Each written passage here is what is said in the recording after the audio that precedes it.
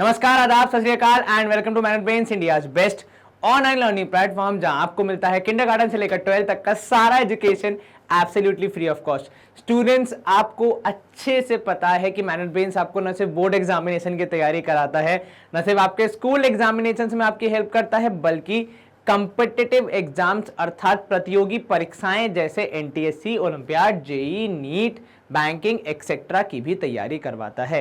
Again एकदम निःशुल्क।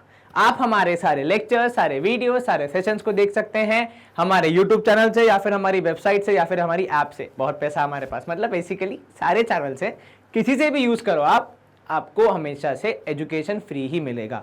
तो हमारा पैसा आपसे नहीं आता, हमारा पैसा दूसरे सोर्सेस से आता है, जिसको हम नहीं बताएंगे। चलो, आज के सेशन में हम क्या करने वाले हैं? तो भैया आज के सेशन में हम करने वाले हैं एक बहुत ही इंपॉर्टेंट चैप्टर के, बहुत ही इंपॉर्टेंट अध्याय की शुरुआत। कक्षा 10वीं गणित में, मतलब बोर्ड्स में एक चैप्टर है जिसका नाम है ट्राइंगल्स। अब इस इंपॉर्टेंट चैप्टर को आज हम करने वाले हैं एक बेसिकली जो कहते हैं ना, एक नया अध्याय शुरू करने वाले, जिसमें आप पढ़ने वाले हैं सिमिलैरिटी ऑफ ट्राइंगल्स के क्राइटेरिया। इस सेशन के पहले, मतलब ये जो हम शुरू करने वाले हैं, इसके पहले 2 सेशन और बन चुके हैं।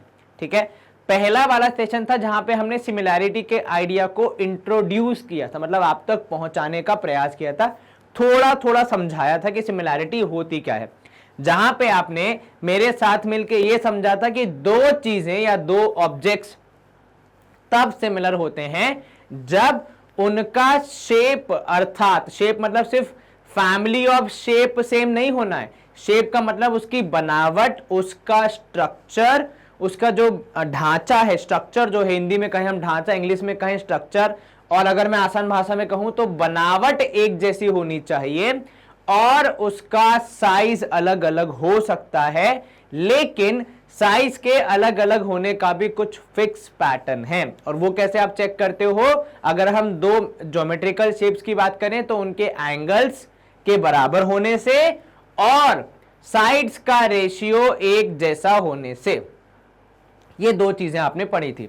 तो सिमिलैरिटी का कॉन्सेप्ट, उसकी शर्तें, उसके बाद पढ़ा आपने दूसरे सेशन में, दूसरे अध्याय में बेसिक प्रोपोर्शनैलिटी थ्योरम को, जहां पे आप देखते हैं कि कैसे यदि किसी ट्राइंगल में हम किसी एक साइड के पैरेलल कोई लाइन बनाते हैं जो कि बाकी दोनों साइड्स को काटता है, तो जो काटने के बाद जो पार्ट्स बनेंगे उनका रेशियो बराबर होता है। यह है बीपीटी का सारांश। ठीक है, ये दोनों ही सेशन यदि आपने नहीं देखे हैं तो नीचे डिस्क्रिप्शन में आपको प्लेलिस्ट का लिंक मिल जाएगा या फिर प्रीवियस वीडियो का भी लिंक मिल जाएगा। आप उन्हें क्लिक करके उन सेशंस को देख सकते हैं। ठीक है, तो ये तो हो गई पिछली बात। अब हम आगे करते हैं भविष्य की बात। आज के सेशन में हम पढ़ेंगे कि भैया सिमिलैरिटी के क्राइटेरिया क्या होते हैं। अब सर इसका क्या तात्पर्य है?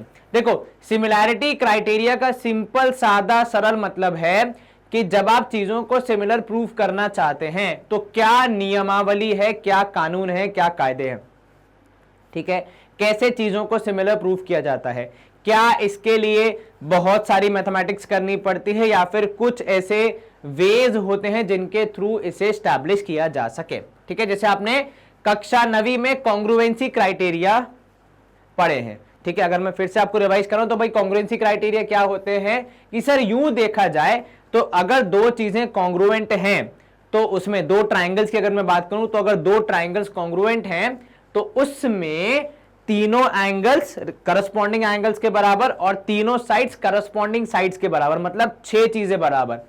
पर कॉन्ग्रुएंसी क्राइटेरिया आपको वो एक लिवरेज देते हैं कि आप 6 चीजें न साबित करें, आप कोई 3 चीजें किसी फिक्स ऑर्डर में साबित कर दे तो हम मान लेंगे कि बाकी चीजें भी बराबर होंगी।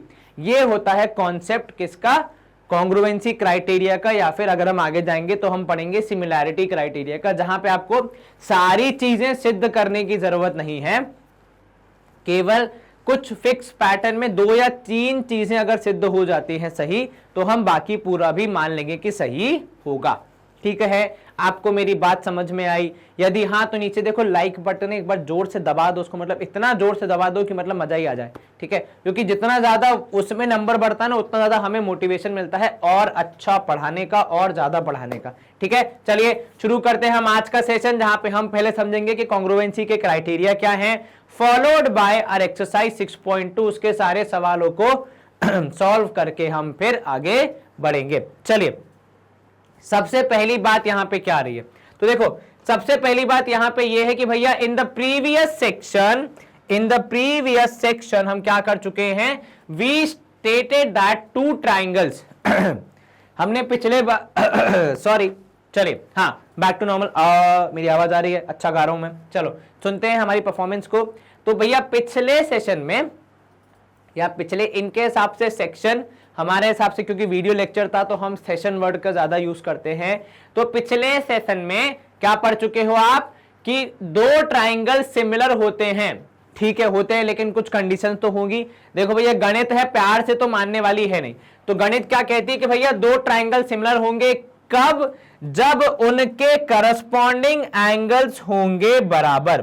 प्रथम कंडीशन करस्पॉन्डिंग एंगल्स होंगे बराबर, ठीक है? एक काम करते हैं हाइलाइटर यूज कर लेते हैं, काम आएगा।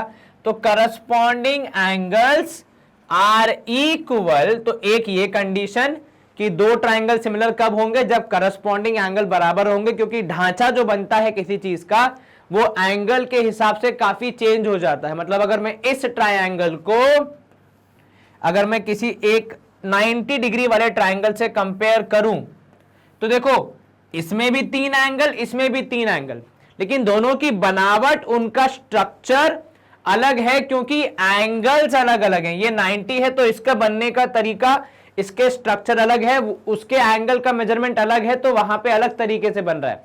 और अगर आप ऐसे देखें तो कहने को तो दोनों सेम फैमिली के हैं। कौन सी फैमिली? ये जो शेप है ये तो ट्राइंगल ही है। इसीलिए जब भी आपके आदरणीय गुरुजी काली टी शर्ट वाले राहुल सर बोलते हैं कि आपको सिमिलैरिटी प्रूफ करते समय सेम शेप से समझना है कि स्ट्रक्चर बनावट सेम होनी चाहिए, वो इसलिए कहते हैं क्योंकि दोनों का शेप मैथमेटिकली तो ट्राइंगल ही है, लेकिन दोनों का स्ट्रक्चर, दोनों की बनावट में जमीन और आसमान जितना फर्क है। समझ आ गया आपको क्या कहना चाह रहा हूं मैं? क्यों मैं जब भी पढ़ाता हूं सिमिलैरिटी तो शेप के साथ साथ ब्रैकेट में ये वर्ड्स बोलता हूं कि स्ट्रक्चर, बनावट, ढांचा सेम होना चाहिए, क्योंकि भैया शेप का मतलब केवल इतना नहीं होता है कि आप सेम फैमिली से बिलोंग करते हैं शेप्स की, दोनों ट्राइंगल ही हैं, लेकिन बनावट से यहां ज्यादा फर्क पड़ता है सिमिलैरिटी में। चलिए तो इसी के साथ ये सिमिलैरिटी वाला हम जो आइडिया यहां पे पढ़ रहे थे उसमें वापस आ जाते हैं। थोड़ा भावनाओं में बह गया था मैं, आगे निकल गया था। Corresponding sides are in the same ratio, ठीक है? इसका मतलब corresponding sides are in the same ratio का क्या तात्पर्य है कि दोनों के जो करस्पॉन्डिंग साइड्स हैं उनका जब आप रेशियो निकालेंगे तो रेशियो बराबर आना चाहिए। सर अब ये क्यों जरूरी है? क्योंकि प्रभु अगर रेशियो बराबर नहीं है साइड्स के बढ़ने घटने का तो स्ट्रक्चर चेंज होने के पूरे पूरे चांसेस हैं, ठीक है? चलिए अब यहां पे देखो, दैट इज यहां पे देखो एग्जांपल दिया है कि यदि आप एबीसी और डीईएफ को सिमिलर प्रूफ करना चाह रहे हैं तो आप बोलेंगे कि भैया एंगल ए एंगल डी के बराबर है, एंगल बी एंगल सी ई के बराबर है, सी बराबर है एफ के, और ए बी अपॉन डीई का रेशियो, ये क्या हो गया? ये करस्पॉन्डिंग साइड्स का रेशियो निकाल रहे हैं आप, तो ए बी अपॉन डीई का ratio is equal to B C upon E F का ratio, which in turn is equal to C F upon A D का रेशियो, ठीक है? तो साइड्स का रेशियो बराबर आ गया, एंगल्स बराबर आ गए करस्पॉन्डिंग वाले, तो अब आप क्या कहेंगे कि दोनों ट्राइंगल्स क्या हैं? अंग्रेजी में कहें तो सिमिलर हैं। मतलब आपको कितनी चीजें चेक करनी पड़ी यहां पे, गिनो सर, 1 2 3, इसका रेशियो, इसका रेशियो, इसका रेशियो, तो 6 चीजें चेक करेंगे तब हम सिमिलर बोल पाएंगे, ठीक है? और यहीं पे फिर हमारे क्राइटेरिया आ जाते हैं आगे जाके जो हम पढ़ेंगे कि 6 के बदले कुछ कम में अगर काम हो जाए तो कितना मजा आ जाएगा ना भाई। गणित का काम ही होता है क्या? आलस्य को प्रमोट करना। तो यहां पे आलस्य प्रमोट होगा कि 6 की जगह कोई 3 या 2 से काम हो जाए तो मजा आ जाएगा, है कि नहीं? चलिए आगे बढ़ेंगे हम लोग। अब देखो यहां पे क्या कह रहे हैं, काफी सारा टेक्स्ट है, पढ़ लेते हैं इसको। Here you can see that A corresponds to D, very good, B corresponds to C, E sorry, and C corresponds to A, बिल्कुल ठीक। आपने ए को डी के बराबर बोला, बी को ई के बराबर बोला, सी को एफ के बराबर होगा। Symbolically we write the similarity of these two triangles as, अब देखो यहां पे इंपॉर्टेंट चीज इंट्रोड्यूस हो रही है। पिछले कागज में, पिछली स्लाइड में आपने क्या लिखा sir, two triangles are similar, लेकिन इतनी ज्यादा इंग्लिश लिखनी पड़ जाएगी तो गणित के टीचर को हाथ में दर्द हो जाएगा। इसीलिए यहां पे आपको सिंबल से इंट्रोड्यूस कराया जा रहा है, जो कि ये कन्वे करता है कि कौन सा ट्राइंगल किसके सिमिलर है। और वो जो साइन है वो है लहर का, कुछ इस प्रकार, ये देखिए ये रहा, ठीक है, जो कहता है, जिसको हम रीड करते हैं कि triangle ABC is similar to triangle DEF. अगर ये सिंबल नहीं होता तो दो ट्राइंगल्स को सिमिलर प्रूफ करने के बाद 15 मिनट तक तो हम यही लिखते रह जाते कि ये ट्राइंगल सिमिलर है वो ट्राइंगल की। इतनी मेहनत कौन करेगा। इसलिए गणितज्ञ ने क्या किया, आलस्य का प्रमाण देते हुए एक सिंबल लाया जो कि सिर्फ एक ही डिजाइन में ये कन्वे कर देता है कि भैया कौन किसके सिमिलर है। तो ये जो वेव वाला साइन है ये आप पहले यूज कर चुके हैं, वैसे कक्षा 9वीं में जब आप कॉन्ग्रुएंसी प्रूफ करते हैं तो कॉन्ग्रुएंसी में क्या होता है, साथ में इक्वल टू भी ला जाता है, मतलब और बराबर भी है। सिमिलैरिटी में क्या होता है, सिमिलैरिटी में चीजें बराबर नहीं सिमिलर होती है, मतलब एक जैसी होती हैं। एक जैसी होना और एक दूसरे के एग्जैक्ट बराबर होने में जमीन आसमान का फर्क होता है। तो यहां पे क्योंकि बराबरी होती है कॉन्ग्रुएंसी में, तो बराबरी का साइन है इक्वल टू का। सिमिलैरिटी में बराबरी नहीं होती, साइज ऊपर नीचे हो सकता है, इसलिए वहां पे कौन सा साइन है, इससे वेव बनी है जो कहता है कि सिमिलर है। इसीलिए यहां से एक और चीज आपको सीखने को मिलती है जो कि हम लोग ने पहले भी पढ़ी है कि जो चीजें सिमिलर होती हैं वो कॉन्ग्रुएंट भी होती हैं। तभी तो सॉरी, जो चीजें कॉन्ग्रुएंट होती हैं वो सिमिलर होती हैं। तो कॉन्ग्रुएंसी के साइन में सिमिलैरिटी का साइन आता है, मतलब कॉन्ग्रुएंट हो तो सिमिलर भी रहोगे, लेकिन सिमिलैरिटी के साइन में कॉन्ग्रुएंसी नहीं आता, मतलब सिमिलर हो इसका ये मतलब नहीं कि कॉन्ग्रुएंट भी हो जाओगे। ये समझ में आ रहा है मैं क्या कहना चाह रहा हूं आपकी साइन लैंग्वेज के हिसाब से, कि जो ये सिंबल बने हैं, जो सिमिलैरिटी का सिंबल है और जो कॉन्ग्रुएंसी का सिमिलर है सिंबल है, तो ये कॉन्ग्रुएंसी का सिंबल है, क्या कहता है ये एक और चीज कन्वे करता है अपने साइन के द्वारा कि जो कॉन्ग्रुएंट है वो सिमिलर भी होगा, मतलब कॉन्ग्रुएंट के अंदर सिमिलैरिटी आ गई। तो दो चीज अगर कॉन्ग्रुएंट है तो वो सिमिलर भी होंगी, लेकिन सिमिलैरिटी अकेले चलती है, उसमें कॉन्ग्रुएंसी की कोई गारंटी नहीं है, इसलिए आपने बनाया भी नहीं है कॉन्ग्रुएंसी वाला साइन, आपने केवल सिमिलैरिटी वाला साइन बनाया है। इस बात का ध्यान रखना है और याद रखना है कि अगर आप कॉन्ग्रुएंट हैं तो सिमिलर भी होंगे। अब यहाँ एक डब्बे में कुछ इंपॉर्टेंट जानकारी लिखी है, आइए पढ़ लेते हैं क्या कह रही है ये जानकारी। तो भैया जानकारी है कि it must be noted that as done in the case of congruency of two triangles the similarity of two triangles should be express symbolically. मतलब जब आप कोई प्रश्न सॉल्व करेंगे, कहीं कोई स्टेटमेंट करेंगे, तो आप यहां पे देखो क्या लिखा है कि using correct correspondence of the vertices, अर्थात जब आप लिख रहे हैं कि ABC is similar to DEF, ठीक है, तो कृपया उसी ऑर्डर में लिखें जिस ऑर्डर में जो जिससे कनेक्टेड है। मतलब जैसे ए कनेक्टेड है डी से, बी कनेक्टेड है ई से, सी कनेक्टेड है एफ से, देखो यहां पे लिखा है हमने ऊपर, तो इसी ऑर्डर में चलना चाहिए। तो जब आप सिमिलर होने का कंक्लूजन देंगे तो ए के सामने डी, बी के सामने ई और सी के सामने एफ। अगर आपने आड़ा तिरछा कर दिया, उदाहरण के तौर पे आपने ए के सामने ई लिख दिया, बी के सामने डी लिख दिया, सी के सामने एफ लिख दिया, जबकि ए और ई बराबर नहीं है, फिर भी आपने लिख दिया, तो फिर वो गलत हो जाएगा। जैसे यहां पे आपने ए के सामने एफ लिख दिया, बी के सामने ई लिख दिया, सी के सामने डी लिख दिया, तो अगर कोई व्यक्ति किसी दूर देश से आके इसको पढ़ेगा तो वो यही मान लेगा कि ए के बराबर एफ है, बी के बराबर ई है, सी के बराबर डी है, लेकिन असल में ए के बराबर डी है, बी के बराबर ई है और सी के बराबर एफ है। ठीक है, तो कौन किसके बराबर है ये ढंग से अगर हम नहीं लिखेंगे, सही तरीके से अगर हम नहीं लिखेंगे, तो अर्थ का हो जाएगा अनर्थ। हालांकि ऐसा कंपलसरी कहीं नहीं है कि सबसे पहले ए का ही नाम लिखना। जैसे यहां पे देखिए नीचे क्या लिखा है कि आप BSC is similar to EDF लिख सकते हैं, क्योंकि यहां पे वही मीनिंग कैरी हो रहा है जो यहां पे कैरी हो रहा है कि ए के बराबर डी, बी के बराबर ई, सी के बराबर एफ। यहां पे भी अगर आप देखेंगे बी के बराबर ई, ए के बराबर डी, सी के बराबर एफ। तो अगर आप उसका कुछ ऊपर नीचे कर रहे हैं, मतलब अगर आप उसको रीअरेंज करके लिख रहे हैं, तो यही ध्यान रखें कौन किसके बराबर है, उस ऑर्डर को डिस्टर्ब नहीं करना है। उस ऑर्डर को डिस्टर्ब करना दंडनीय अपराध है। और दंड क्या होगा कि भैया 4 नंबर का सवाल है तो टीचर केवल इतना देकर मुस्कुराते हुए आगे बढ़ जाएगी और फिर आप रोते हुए पीछे हो जाएंगे। चलिए बढ़िया, यहां पे हमने जुगलबंदी बैठाई। अब देख लेते हैं आगे क्या बोल रहा है यहां पे। Now a natural question arises, एक स्वाभाविक से सवाल आना चाहिए आपके मन में, और जो सवाल आने वाला है वो हम यहीं पे बता चुके हैं कि for checking similarity of triangles, ठीक है, एबीसी और डीएफ की यदि आप सिमिलैरिटी चेक करना चाह रहे हैं तो सवाल ये है, should we always look for all the equality relations of their corresponding angles। वही सवाल जो हमारे मन में भी आया था कि क्या सिमिलर प्रूफ करने के लिए 6 चीजों को चेक करना पड़ेगा। भाई 1 नहीं, 2 नहीं, 3 नहीं, पूरी की पूरी 6 चीजें हैं दोनों ट्राइंगल्स की मिला के। तो क्या इन 6 के 6 चीजों को चेक करना पड़ेगा, या फिर हमारे पास कुछ जुगाड़, कुछ ऐसा शॉर्टकट है जिसमें 6 की जगह कम चीजें चेक करने पे भी हमारे पास रिजल्ट फेवरेबल आ जाएगा। चलिए पढ़ते हैं आगे क्या लिखा है, देखते हैं।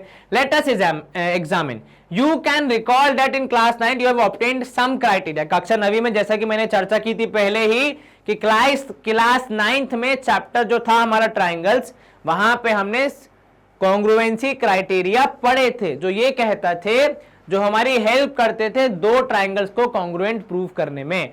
और अगर 2 ट्राइंगल्स को कॉन्ग्रुएंट प्रूव करना हो तो थ्योरेटिकली इसके 3 एंगल्स करस्पॉन्डिंग 3 एंगल्स के बराबर, इसकी 3 साइड्स करस्पॉन्डिंग 3 साइड्स के बराबर। लेकिन क्राइटेरिया हमें वो एडवांटेज देते थे, हमें वो स्पेशल क्या कहते हैं उसको, प्रिविलेज देते थे कि आपको 6 चीजें प्रूव नहीं करनी है, कोई 3 चीजें एक गिवन ऑर्डर में प्रूव कर दो, एक गिवन तरीके से प्रूव कर दो, आपका काम हो जाएगा।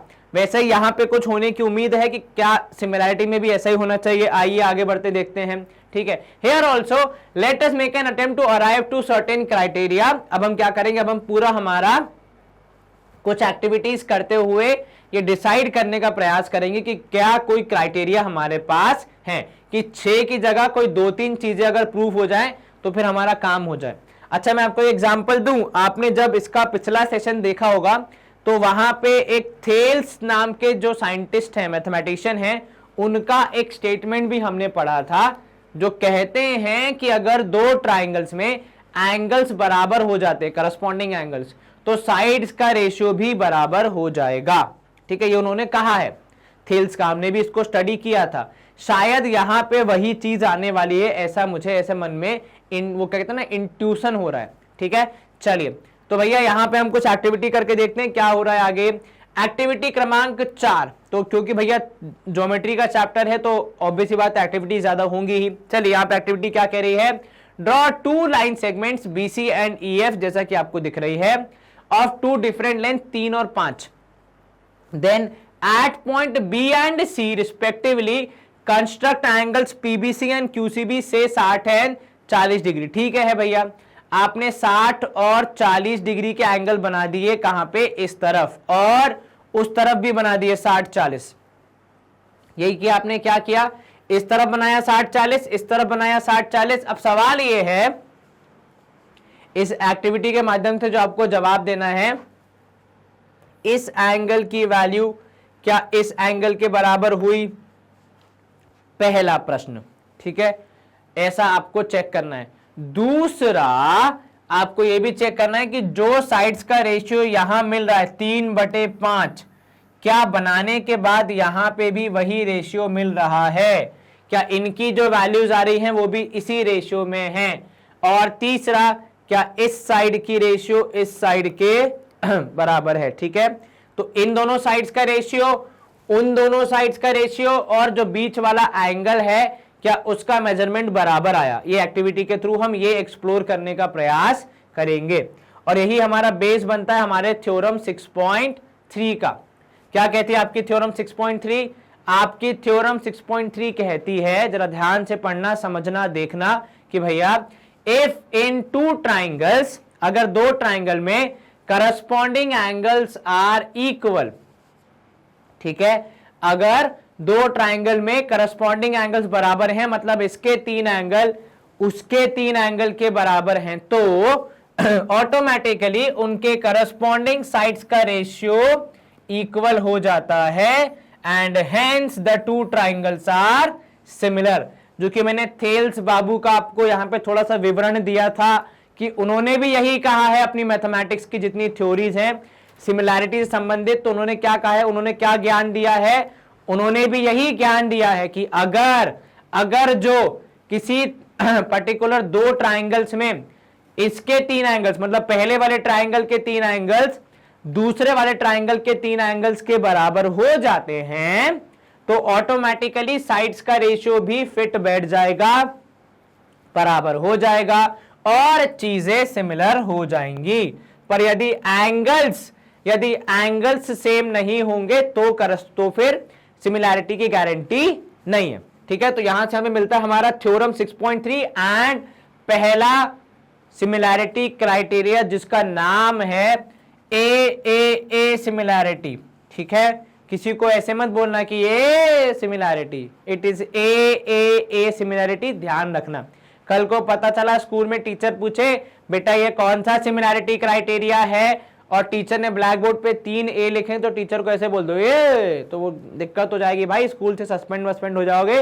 बेहतर है कि इसको अलग अलग प्रोनाउंस करे, ए सिमिलैरिटी क्राइटेरिया, अर्थात एंगल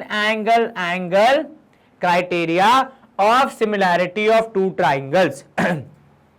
फिर से अगर मैं शॉर्ट में समझाऊं, ये क्राइटेरिया क्या कहता है, ये क्राइटेरिया ये कहता है कि अगर आपके पास दो ट्राइंगल हैं और उन दोनों ट्राइंगल्स के जो अंदर के एंगल्स हैं जब आप उन्हें कंपेयर करते हैं तो पहले ट्राइंगल के 3 एंगल्स दूसरे ट्राइंगल के करस्पॉन्डिंग 3 एंगल्स के बराबर आ जाते हैं, तो हम ये कंक्लूड कर सकते हैं कि दोनों ट्राइंगल सिमिलर हैं। क्या आपको ये समझ में आया? कहीं कोई दिक्कत तो नहीं? अच्छा, कुछ लोग ये जो होता है करस्पॉन्डिंग एंगल्स का जो कॉन्सेप्ट होता है उसको गलत कैसे मान लेते हैं। जैसे एक एग्जांपल दे रहा हूं मैं आपको कि मान लो ये एंगल है 60, ये है 70, ये है 50, एग्जांपल के तौर पे, और एक दूसरा ट्राइंगल है जिसमें ये एंगल 60 है, ये एंगल भी 60 है और ये एंगल भी 60 है। अब लोग क्या बोलते हैं, सर ये 60 इस 60 के बराबर, यही 60 इस 60 के बराबर और यही 60 इस 60 के बराबर, तो हुए ना करस्पॉन्डिंग एंगल्स इक्वल। मेरे प्रभु न, ऐसी गलती न करें, ये गलत है। करस्पॉन्डिंग एंगल्स का मतलब है जो एक बार बराबर हो गए अब वो पिक्चर से हट गए। तो ये 60 इस 60 के बराबर, अगर ये 70 वाला एंगल इस वाले एंगल के बराबर होता और ये 50 वाला एंगल भी इस वाले एंगल के बराबर होता, तब हम कहते हैं कि करस्पॉन्डिंग एंगल्स आर इक्वल। ये आपको समझ में आ गया? कहीं कोई आपत्ति तो नहीं? बिल्कुल नहीं सर। चलिए, हमें इसका जो प्रूफ है, मतलब जो कैसे ये थ्योरम बनी, इसका प्रूफ भी हमें देखना चाहिए, थोड़ा समझ में आएगा। उसके बाद हम चाहे तो एग्जाम में नहीं आएगा प्रूफ जहां तक हमें लगता है, पर लेकिन अगर आपको अंडरस्टैंडिंग होगी तो आगे क्वेश्चन सॉल्व करने में दिक्कत नहीं आएगी। ठीक है, चलिए। This theorem can be proved by taking two triangles ABC and DEF such that A equals to D, B equals to E and C equal to F। आपको क्या बोला है कि क्योंकि देखो सवाल में दिया है, जो थ्योरम है उसमें लिखा है ना कि यदि दो ट्राइंगल में करस्पॉन्डिंग एंगल्स इक्वल होते हैं तो साइड्स का रेशियो बराबर होता है, तो ट्राइंगल सिमिलर हो जाते हैं। तो बेसिकली हमें अगर हमारे हाथ में ये चीज दी है कि एंगल्स बराबर हैं, तो हमें यहाँ पे क्राइटेरिया जो होता है सिमिलैरिटी की जो कंडीशन होती है उसकी दूसरी कंडीशन पे अब जाना है। और दूसरी कंडीशन क्या कहती है कि भैया साइड्स का रेशियो बराबर होना चाहिए। अगर वो बराबर हो रहा है तब फिर हम बोलेंगे कि हाँ आपके दोनों ट्राइंगल सिमिलर हैं।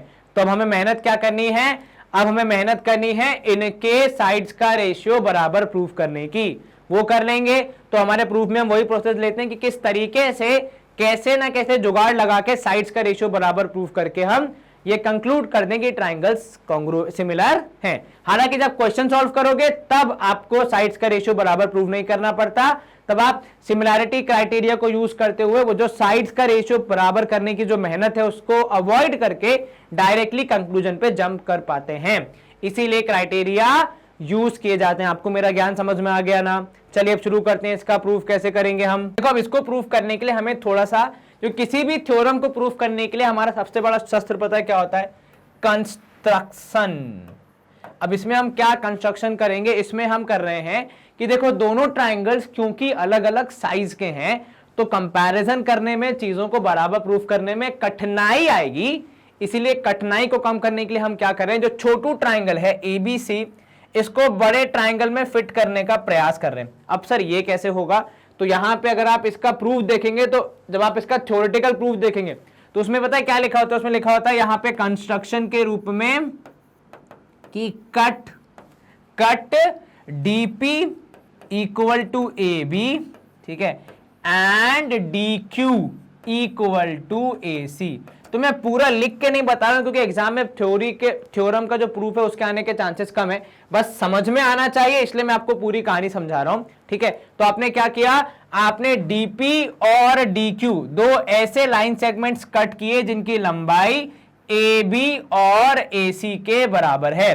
तो बेसिकली आपने यहां पे क्या प्रयास किया? यहां पे आपने ABC को DEF में फिट करने का प्रयास किया कि जो बड़ी, जो ट्राइंगल है छोटा वाला, ये बड़े ट्राइंगल के अंदर फिट बैठ जाए, ठीक है। और देखो क्योंकि एंगल A और एंगल D बराबर हैं तो इसकी चोंच में परफेक्टली फिट बैठ जाएगी, इसीलिए कट कर पाना पॉसिबल हो पाया। मेरी बात समझे मैं क्या कहना चाह रहा हूं कि क्योंकि दोनों के एंगल A और एंगल D बराबर हैं तो इन जनाब की चोंच, ये जो है एंगल A की, वो एंगल D में फिट हो पाई और तभी आप कट कर पाए। अगर एंगुलर मेजरमेंट अलग होता और एंगल A की वैल्यू D के बराबर ना होती तो ये कुछ ऐसे बड़ा होता और ये जनाब यहां फिट ही नहीं हो पाते, तो फिर गड़बड़ हो जाती। इसीलिए एंगल A और एंगल D का बराबर होना हमें यहां पे हेल्प कर रहा है। अब यहां देखो, अब क्योंकि ये दोनों ट्राइंगल्स हमने अभी कट करके बनाए हैं तो अब मैं प्रयास करूंगा कि मैं ट्राइंगल ABC और ट्राइंगल DPQ को प्रूफ करूं, कॉन्ग्रुएंट प्रूफ करूं। क्या प्रूफ करना है? कॉन्ग्रुएंट प्रूफ करना है, ठीक है। तो अब हम क्या प्रयास करेंगे कि ABC और DPQ को हम कॉन्ग्रुएंट प्रूफ कर पाए, ठीक है। कंस्ट्रक्शन आपने कर लिया कि कट कर दिया DP और DQ को, ताकि आप इस छोटे ट्राइंगल को बड़े ट्राइंगल में फिट करके जो आपके कंपैरिजंस हैं, जो मेल मिलाप है, मैचिंग करवानी है, वो आसानी से कर पाएं। अब आप इन दोनों को कॉन्ग्रुएंट प्रूफ करने का प्रयास करेंगे। दो जो छोटे ट्राइंगल है, एक जो ओरिजिनल था, दूसरा जो आपने छोटे वाले को बड़े वाले में फिट करने का प्रयास किया है। अब यहां पे एंगल A एंगल D के बराबर क्यों? क्योंकि ये तो सवाल में दिया है कि भैया एंगल रिस्पेक्टिवली बराबर है, करस्पॉन्डिंग एंगल्स। दूसरा आपको देखने को मिलेगा कि AB बराबर है DP के, ये आपने कंस्ट्रक्ट ही ऐसे किया है। तीसरा आपने देखना है कि AC बराबर है DQ के, ये भी आपने बनाया ऐसा है। अब दो ट्राइंगल के बीच एक बीच का एंगल और उसके आजू बाजू वाली साइड बराबर हैं, मतलब आप कह सकते हैं कि एस क्राइटेरिया के तहत आपके दोनों ट्राइंगल्स क्या हो जाएंगे? कॉन्ग्रुएंट हो जाएंगे। तो सिमिलैरिटी तक पहुंचने के लिए पहले हमने कॉन्ग्रुएंसी का सहारा लिया, तो यहां पे हम क्या बोलेंगे कि therefore triangle ABC is congruent to triangle DPQ। बोलो यहां तक समझ में आया कि हमने इसको सिमिलर प्रूफ करने के लिए क्या किया? और बेसिकली समझो कि हम सिमिलर प्रूफ कर कैसे रहे हैं। तो सिमिलर प्रूफ करने के लिए आपकी कोई भी दो ट्राइंगल को सिमिलर प्रूफ करने के लिए 6 चीजों को चेक करना पड़ता है। ऑल द बेस्ट नहीं बोल रहा हूं, 6 दिखा रहा हूं, ये 6, 1 2 3 4 5 6, ठीक है। कौन सी 6 चीजें? सर करस्पॉन्डिंग एंगल्स 3 इसके 3 उसके बराबर, तो 3 ये हो गई, और करस्पॉन्डिंग साइड्स का रेशियो बराबर, मतलब ये हो गई 6 चीजें। इसमें से 3 आपको दी हुई हैं। किसमें? सिमिलैरिटी के क्राइटेरिया की कंडीशन ये कहती कि अगर ये 3 एंगल करस्पॉन्डिंग बराबर हैं तो साइड्स का रेशियो छोड़ दो और ये बोल दो कि ट्राइंगल सिमिलर है। लेकिन भैया मैथमेटिक्स में कुछ भी बोलने से पहले प्रूव करना पड़ता है। तो अब हम ये साबित करने का प्रयास कर रहे हैं कि जनाब ऐसा ही होता है, अगर एंगल्स बराबर हो गए तो ऑटोमेटिकली साइड्स का रेशियो बराबर हो जाता है और चीजें सिमिलर हो जाती हैं, आपको पूरी मेहनत करने की जरूरत नहीं है। चलो एबीसी बराबर हो गया, सिमिलर किसके हो गया, कॉन्ग्रुएंट हो गया डीपीक्यू के। यहां तक हम पहुंच चुके हैं। डीपीक्यू कहां से आया, तो पिक्चर में डीपीक्यू था नहीं, पिक्चर में तो एबीसी और डीईएफ थे, ठीक है, जिनके एंगल का मेजरमेंट बराबर था। लेकिन हमने डीईएफ में एबीसी का एक वर्जन फिट करने का प्रयास किया ताकि हम दोनों के बीच में कुछ कनेक्शन निकाल पाए, ठीक है। चलिए अब यहां से आपको क्या मिलेगा सर, यहां से हमें मिलेगा कि B बराबर है P के, ठीक है, और C बराबर है Q के। क्यों, क्योंकि ये है आपका क्या, ये है आपका CPCT, ये क्या है आपका CPCT है, ठीक है। अब आगे जब आप बढ़ेंगे, ठीक है, तो आपको ये समझ में आएगा कि B बराबर है P के और B बराबर है E के। तो जरा इन दोनों स्टेटमेंट पे गौर करना मेरे भाई, B बराबर है E के और B बराबर है P के। होगा क्या सर, होगा ये कि क्योंकि दोनों में एंगल B एक जैसा है तो यहां पे हम श्योरली कह सकते हैं कि P बराबर है E के। क्या बोला मैंने रिजल्ट निकाला कि therefore angle P is equal to angle E। Similarly angle Q would be equal to angle F, ठीक है। अब यहां ध्यान दो, ठीक है, थोड़ा सा 2 मिनट के लिए केवल पूरा चित्र पे ध्यान दो, मैं बाकी चीजों को हटा देता हूं, ठीक है, ताकि आपको थोड़ा क्लियरली समझ में आए। तो अगर मैं यहां पे ये सिमिलैरिटी वाली चीजें हटा दूं और आ जाऊं मेन मुद्दे की बात पे कि जनाब हम कह रहे हैं एंगल P बराबर है एंगल E के। अगर आप इन दोनों को जरा ध्यान से देखिए और मैं आपको थोड़ा सा इसको एक्सटेंड करके बना के बताऊं, ये कक्षा 9वीं में कॉन्सेप्ट पढ़ा है आपने, 2 लाइंस पैरेलल होने का, और वो कब होती हैं, जब करस्पॉन्डिंग एंगल्स बराबर होते हैं। तो ये जो P और E का बराबर होना है, ये बेसिकली यही दर्शा रहा है कि इन दोनों लाइंस के करस्पॉन्डिंग एंगल्स बराबर हैं तो लाइंस पैरेलल होंगी। मतलब अब यहां से क्या लिखोगे, देयरफॉर यहां से हमारे पास एक निष्कर्ष आएगा कि PQ is parallel to EF। अब ये कितनी बड़ी जीत है, ये जो लाइंस आई हैं पैरेलल, इससे हमें फायदा क्या होगा, इससे आपको फायदा ये होगा कि यहां पे आप बेसिक प्रोपोर्शनैलिटी थ्योरम लगा सकते हो कि एक ट्रायंगल में यदि एक ऐसी लाइन है जो कि किसी एक साइड के पैरेलल है तो वो बाकी दोनों साइड्स के हिस्सों का रेशियो बराबर कर देगी। मतलब यहां से आप लिख सकते हो कि अब यूजिंग बीपीटी आप कह सकते हो कि DP upon PE would be equal to DQ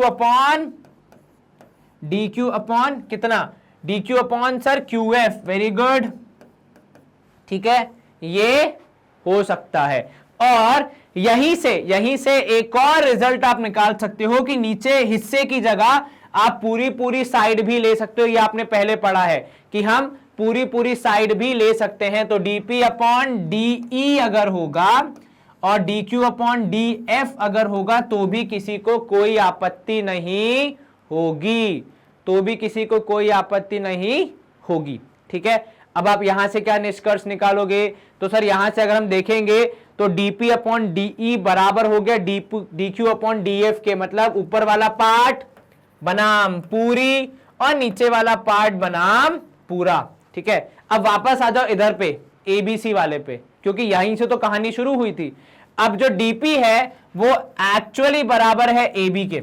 तो क्या मैं बोल दूं यहां पे डीपी अपॉन डीई की जगह कि एबी अपॉन डीई, ठीक है, AB upon DE would be equal to AC upon DF. क्या ये चलेगा? इसके बाद क्या यहां पे आना आपको खटक रहा है? हाँ सर थोड़ा थोड़ा। अब देखो यहां पे समझो, डीपी को आपने बनाया ही था एबी के बराबर, तो जब बनाया था बराबर तो लिख भी सकते हो बराबर। वैसे ही डीक्यू को आपने बनाया ही था एसी के बराबर, तो जब बनाया था बराबर तो लिख भी सकते हो बराबर, ठीक है। ऐसे ही जब आप इस प्रोसेस को एक और बार रिपीट करेंगे इनिशियल स्टेज से दोबारा एंगल बी को ध्यान में रख के ऐसे सेट कट करेंगे, फिर से चीजों को बराबर करेंगे तो आपको वहां से भी एक रेशियो देखने को मिलेगा। ठीक है, तो ऐसा ही करने पे आपको इन दी एंड यहां पे रिजल्ट मिलेगा कि सिमिलरली, और पूरी मेहनत करने के बाद कि A B upon D E is equal to A C upon D F, ठीक है, which in turn is equal to B C upon E F, B C upon E F. ये भी आपको एक रिजल्ट के रूप में आगे मिलेगा आप जब इसको सॉल्व करेंगे तब। ठीक है, तो सारे रिजल्ट्स आपको मिलेंगे, सारी चीजें आपको सिमिलर मिल जाएंगी। अब देखो कहां तक पहुंच गए आप इस निष्कर्ष के करीब पहुंच गए हैं कि दो ट्राइंगल में 3 एंगल बराबर हैं तो साइड्स का रेशियो भी बराबर आपको मिल ही जाता है। तो इसीलिए जब हमें वो चीज मिल ही जानी है तो फिर प्रूफ क्यों करना। ठीक है, मतलब जैसे फॉर एग्जांपल अगर आपको लंच खाना है, भूख लगी है, ठीक है, आप अपने घर में मम्मी से क्या बोलते हैं, मम्मी हमें लंच दे दो। क्या आप ये बोलते हैं कि मम्मी हमें रोटी, सब्जी, दाल, चावल, दही, मठा या जो भी चीजें बनी है वो हर एक का नाम लेके बोलते हैं क्या? नहीं। आपका ये कहना कि लंच दे दो मम्मी के लिए एक सिग्नल हो जाता है, माता जी के लिए सिग्नल हो जाता है कि हाँ भैया व्यक्ति को लंच देना है, उसमें जो भी चीजें डलती हैं वो सब डाल के देना है। आपको अलग से बोलने की जरूरत नहीं पड़ती। सिमिलैरिटी क्राइटेरिया भी आपको वही हेल्प करते हैं कि भैया आपको 3 एंगल दे दिए हैं, अब सिमिलैरिटी क्राइटेरिया कहता है कि अलग से साइड्स का रेशियो प्रूफ करने की जरूरत नहीं है, इतना करना आपके लिए सफिशिएंट है। ये समझ में आ गया? कहीं कोई दिक्कत तो नहीं? बिल्कुल नहीं सर, आपको ये अच्छे समझ में आ गया कि क्राइटेरिया होता कैसा है। देखो आपको पूरा प्रूफ करने की जरूरत तो नहीं आती एग्जाम में जितना मुझे पता है, बट हाँ प्रूफ अगर पता हो तो कल को सवाल आता है तो फिर आप उसको यूज कर पाते हैं और फिर चीजों को अंजाम तक पहुंचा पाते हैं। चलिए हम दबाएंगे जादुई बटन, हमारी स्क्रीन हो जाएगी क्लियर। ये हो गई स्क्रीन क्लियर। थ्योरम मैंने आपको समझा दी, एक बार दोबारा शॉर्ट में समझाऊं। थ्योरम कहती है कि मेहनत कम करो, मतलब जितनी जरूरत है उतनी ही करो। और क्या मेहनत करनी है? दो ट्राइंगल्स में करस्पॉन्डिंग एंगल्स को बराबर प्रूफ करने की मेहनत करनी है और फलस्वरूप आपको ये रिजल्ट ऑटोमेटिकली मिल जाता है कि साइड्स का रेशियो बराबर होगा, जिसके फलस्वरूप आपको ये मिल जाता है कि दो ट्राइंगल सिमिलर होते हैं। ठीक है, कोई आपत्ति तो नहीं? बिल्कुल नहीं सर। चलिए अब आगे देखते हैं रिमार्क। अब देखो क्या बोल रहा है यहां पे, if 2 angles of a triangle are respectively equal to other angles of a triangle, then the angle sum property of a triangle, the third triangle will also be equal। Sir ये क्या कह रहा है? देखो ये जनाब कह रहे हैं कि कुल मिला के किसी भी ट्राइंगल के तीनों एंगल का सम तो 180 ही होता है कि नहीं? क्या इस बात से आप मेरी वाकिफ हैं या इस बात से आप मेरी वास्ता रखते हैं भैया कि किसी भी ट्राइंगल के तीनों एंगल का सम तो 180 ही होगा? मान लो ये ट्राइंगल 1 है, ये ट्राइंगल 2 है। ध्यान से सुनना मेरे भाई, ये आपके आलस्य की बात है, मतलब कम मेहनत में ज्यादा मार्क्स मिलेंगे उसकी बात है। दो ट्राइंगल है, दोनों के सम एंगल्स का सम कितना आएगा सर? 180। अब आप यहां पे कह रहे हैं कि यदि आपके पास केवल इतनी ही जानकारी है कि दो ट्राइंगल के दो एंगल के बारे में बताया है कि करस्पॉन्डिंग बराबर है। मान लो इसमें एक ट्राइंगल है 70 तो इसमें भी एक ट्राइंगल है 70, इसमें एक ट्राइंगल है मान लो 80 तो इसमें भी एक दूसरा ट्राइंगल है 80। सिर्फ इतना पता है आपको, तीसरे एंगल के बारे में जानकारी नहीं है। तो ये जो रिमार्क है ये कहता है कि आपको तीसरे एंगल की जानकारी निकालने की जरूरत नहीं है, आप केवल दो एंगल्स का यूज करके भी प्रूव कर सकते हैं। ऐसा इसीलिए क्योंकि सम ऑफ द एंगल फिक्स है 180, तो इन दोनों के बाद जो बचेगा वो भी फिक्स ही बचेगा भैया, क्योंकि जिसको माइनस करना है और जिससे माइनस करना है वो दोनों ट्राइंगल्स तो सेम ही है ना भाई। जिसको माइनस करना है तो 70-80 को मिला के माइनस करना है, किससे माइनस करना है? 180 से करना है। दोनों ट्राइंगल्स में पूरी कहानी वही चलेगी, तो फिर जो रिजल्ट आएगा वो भी सेम ही आएगा। तो जब आपको पता ही है कि इन दी एंड होना यही है तो फिर काहे को मेहनत करनी, ऐसा यहां पे इस रिमार्क में लिखा है कि आप एंगल क्राइटेरिया को अक्सर लोग केवल एंगल क्राइटेरिया मतलब दो एंगल को बराबर प्रूफ करके भी यूज कर लेते हैं। ठीक है, क्योंकि आपको यह समझ में आ गया होगा कि यदि दो एंगल्स बराबर हैं तो तीसरा भी करस्पॉन्डिंग आपस में बराबर होगा। और इसीलिए साइड्स का रेशियो बराबर हो जाएगा, ट्राइंगल सिमिलर हो जाएंगे। ठीक है, तो आपने यहां पे अब कितने क्राइटेरिया सीख लिए? आपने एक्चुअली सीखा एक, that is angle angle angle similarity, पर उसका जो यूजेबल वर्जन है, जो ज्यादा पॉपुलर वर्जन है, उसमें दो ही एंगल्स को आप चेक करते हैं, क्योंकि आपको पता है कि यदि दो एंगल्स को चेक करने पे हां मिल गई तो मतलब तीसरे वाले में भी हां मिल ही जाएगी। ठीक है, इसका मैं अगर आपको एग्जांपल दूं तो आपके घर में 3 सदस्य हैं, ठीक है, कौन? एक आप, ठीक है, या मेरे घर में मान लो मेरे घर में 3 सदस्य हैं, तो मैं रहा राहुल, ठीक है, मेरे पिताजी, मेरी माताजी और मेरे बड़े भैया। ठीक है, अब अगर मुझे पार्टी करने जाना है, ठीक है, तो पार्टी करनी है, हम पार्टी करेंगे ऐसा बोलेंगे तो घर पे जूते पड़ेंगे, है ना, तो हम क्या करेंगे? परमिशन लेंगे। अब परमिशन का फंडा ऐसा है कि अगर 3 में से 2 लोगों ने हां कर दी तो मतलब फिर पार्टी में जा सकते हो। मेरे घर में तो यही चलता है, भैया 3 में से 2 की हां हो गई तो पापा और भैया ने हां कर दी तो भैया 2-1 से वोट में जीत गया मैं, तो मेरे को परमिशन मिल जाती है। पर अगर दोनों में से किसी एक ने भी मना कर दिया, केवल एक ने हां करी, तो फिर दिक्कत हो जाती है। ठीक है, तो इसीलिए यहां पे मैं आपको क्या समझाना चाह रहा हूं कि पार्टी करने के लिए मेरे घर में 3 सदस्य में से 2 की परमिशन चाहिए होती है, वैसे ही यहां पे भी, वैसे तो तीनों की चाहिए परमिशन, मतलब अगर मम्मी मना कर देंगी तो पार्टी में जाना तो मुश्किल हो जाएगा, पर अगर हाँ 2 की परमिशन मिल गई तो वो ऑब्वियस हो जाता है कि हाँ तीसरा वाला इंसान भी दे ही देगा। सेम यहां पे चलता है कि जब अगर 2 एंगल बराबर हो गए करस्पॉन्डिंग तो तीसरा वाला भी बराबर हो ही जाएगा। इसको दिमाग में रखते हुए हम एंगल एंगल सिमिलैरिटी ज्यादा यूज करते हैं। तीसरे वाले की इतनी ज्यादा उपयोगिता, मतलब ट्रिपल ए की उपयोगिता बहुत कम होती है जितने सवाल हम करेंगे, क्योंकि हम मनुष्य कौन है? गणितज्ञ, आलसी, तो कम मेहनत में ज्यादा काम हो रहा है तो क्यों करेंगे, वो वाला हिसाब हो जाता है। ठीक है, चलो आगे देखते हैं हम और क्या है। What about the converse of this statement? अब यहां पे आपने जो स्टेटमेंट पढ़ा थ्योरम 6.3, उसमें यह पढ़ा कि यदि एंगल्स 3 है करस्पॉन्डिंग इक्वल तो साइड्स का रेशियो बराबर, ठीक है, तो ट्राइंगल सिमिलर। ठीक है, अब इसका कन्वर्स क्या हो जाएगा, जो कि यहां पे हम कहना चाह रहे हैं कि अगर साइड्स का रेशियो दिया है आपको, ठीक है, तो क्या एंगल्स भी बराबर हो जाएंगे, और क्या फिर आप कह सकते हैं कि ट्राइंगल्स दोनों सिमिलर हो गए।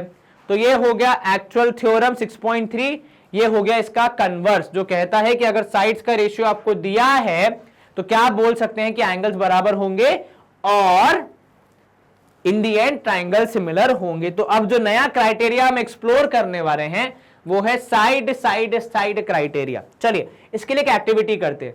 आपने 2 ट्राइंगल बनाए जिनके मेजरमेंट्स यहां दिए हैं, एक के मेजरमेंट्स हैं 3, 6, 8, दूसरे के हैं 4.5, 9 और 12। अब यहां पे ऑब्जर्व करने वाली बात, ध्यान देना 1 मिनट भैया, ऑब्जर्व करने वाली बात यह है कि 3 का जब आप 1.5 गुना करते हैं तो 4.5 मिलता है, जब आप 8 का 1.5 गुना करेंगे तो आपको 12 मिलेगा, और जब आप 6 का 1.5 गुना करेंगे तो आपको 9 मिलेगा। ठीक है, अच्छा अब कुछ लोग क्या बोलेंगे यहां पे कि सर ऐसे अगर आप गणित कर रहे हैं, मतलब माफ कीजिएगा मैं इसको हटा नहीं रहा हूं, ऐसे अगर आप गणित कर रहे हैं तो 3 का ट्रिपल करने पे आपको 12 मिल जाएगा, तो सॉरी 9 मिल जाएगा। क्या करने पे? 3 का ट्रिपल करने पे, तो 3 इंटू 3 इज इक्वल टू 9। बिल्कुल ठीक है सर, 6 का 2 करने पे 12 मिल जाता है, बिल्कुल ठीक, लेकिन हम लोग एक वर्ड यूज करते हैं करस्पॉन्डिंग, और हमें यहां पे एफर्ट ये डालने हैं कि इनका रेशियो बराबर आ जाए। हमें काम बनाना है, बिगाड़ना थोड़ी है प्रभु। तो इसीलिए यहां पे हम कहते हैं कि करस्पॉन्डिंग साइड्स का रेशियो, तो कुछ इस प्रकार की सेम पैटर्न चले। मैं चाहता तो 3 को 9 से भी मैच कर सकता था, लेकिन उससे मेरा करस्पॉन्डिंग साइड्स का रेशियो बराबर आने का चांस नहीं बनता। पर जब मैंने 3 को 4.5 से मैच किया, 8 को 12 से मैच किया, 6 को 9 से मैच किया, तो मेरा रेशियो बराबर आ रहा है। मतलब ये कैसे ट्राइंगल हैं? ये ऐसे ट्राइंगल हैं जिनके साइड्स का रेशियो इक्वल है, साइड्स रेशियो इज इक्वल। अब सवाल ये है एक्टिविटी के माध्यम से कि क्या एंगल्स की भी यही कहानी है, क्या एंगल्स बराबर आ रहे हैं इस केस में? तो वो कैसे करेंगे हम? तो वो तो आपको मेजर करना पड़ेगा। ठीक है, जैसे आप मेजर कैसे करोगे, तो यहां देखो भैया, ए बी का कनेक्शन है डीई से, तो एंगल ए को एंगल डी से मैच करने का प्रयास करो, एंगल बी को ई से मैच करने का प्रयास करो, और सी को एफ से मैच करने का प्रयास करो कि क्या इनके वैल्यू बराबर आ रहे हैं।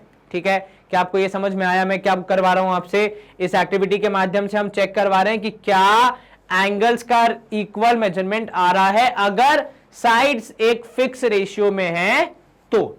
ठीक है, और किसी को भी किसी से नहीं जोड़ना है। जोड़ते समय, कनेक्शन बनाते समय, रिलेशनशिप बनाते समय ध्यान रखना है कि हम उस वैल्यू से आपकी वैल्यू को जोड़ें जिससे कि सारे वैल्यूज का रेशियो बराबर आए, क्योंकि हमें सिमिलैरिटी की तरफ बढ़ना है। सिमिलैरिटी के कॉन्सेप्ट को भंग नहीं करना है कि हम उल्टा करेंगे, नहीं 3 को 9 से जोड़ेंगे, 6 को 12 से जोड़ेंगे।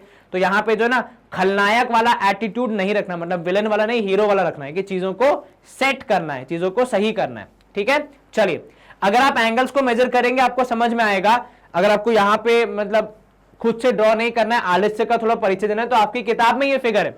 किताब उठाइए, कंपास उठाइए, प्रोटेक्ट वो जो क्या होता है आधा चांद डी, उसको अपने कोमल कोमल सुंदर सुंदर हाथों में लीजिए और उससे एंगल को मेजर करके देखिए कि बराबर आ रहा है या फिर नहीं। और नहीं आ रहा है तो फिर कंप्लेन कीजिए किसे, अब जो आपकी सुन ले।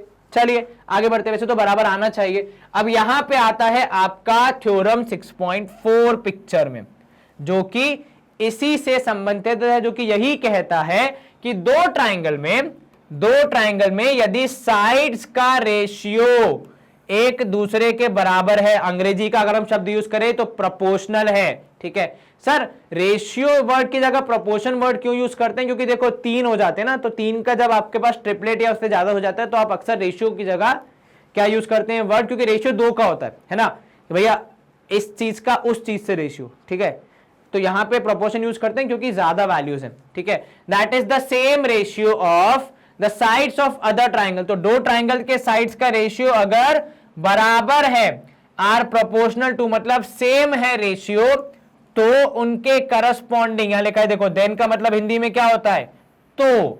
ठीक है, कि यहां पे है इफ का मतलब अगर, तो अगर मैं इसको शुद्ध हिंदी में ब्रेक करूं तो अगर किसी ट्राइंगल के साइड्स का रेशियो बराबर आ रहा है तो, किन्हीं दो ट्राइंगल्स की ऑब्वियस सी बात है, तो आप क्या कहते हैं, तो आप ये कंक्लूड करते हैं कि करस्पॉन्डिंग एंगल्स बराबर होंगे एंड हेंस मतलब इसी की सहायता से, इसी के एंड रिजल्ट के रूप में दोनों ट्राइंगल सिमिलर होंगे। क्योंकि अगर एंगल बराबर हो गए तो वहां बैठ के वो गरबा तो नहीं करेंगे 3 या 6 ताली का, वो क्या करेंगे, वो सिमिलैरिटी की ओर आगे बढ़ेंगे। तो आप कंक्लूड करते हो कि हाँ ये सिमिलर होंगे।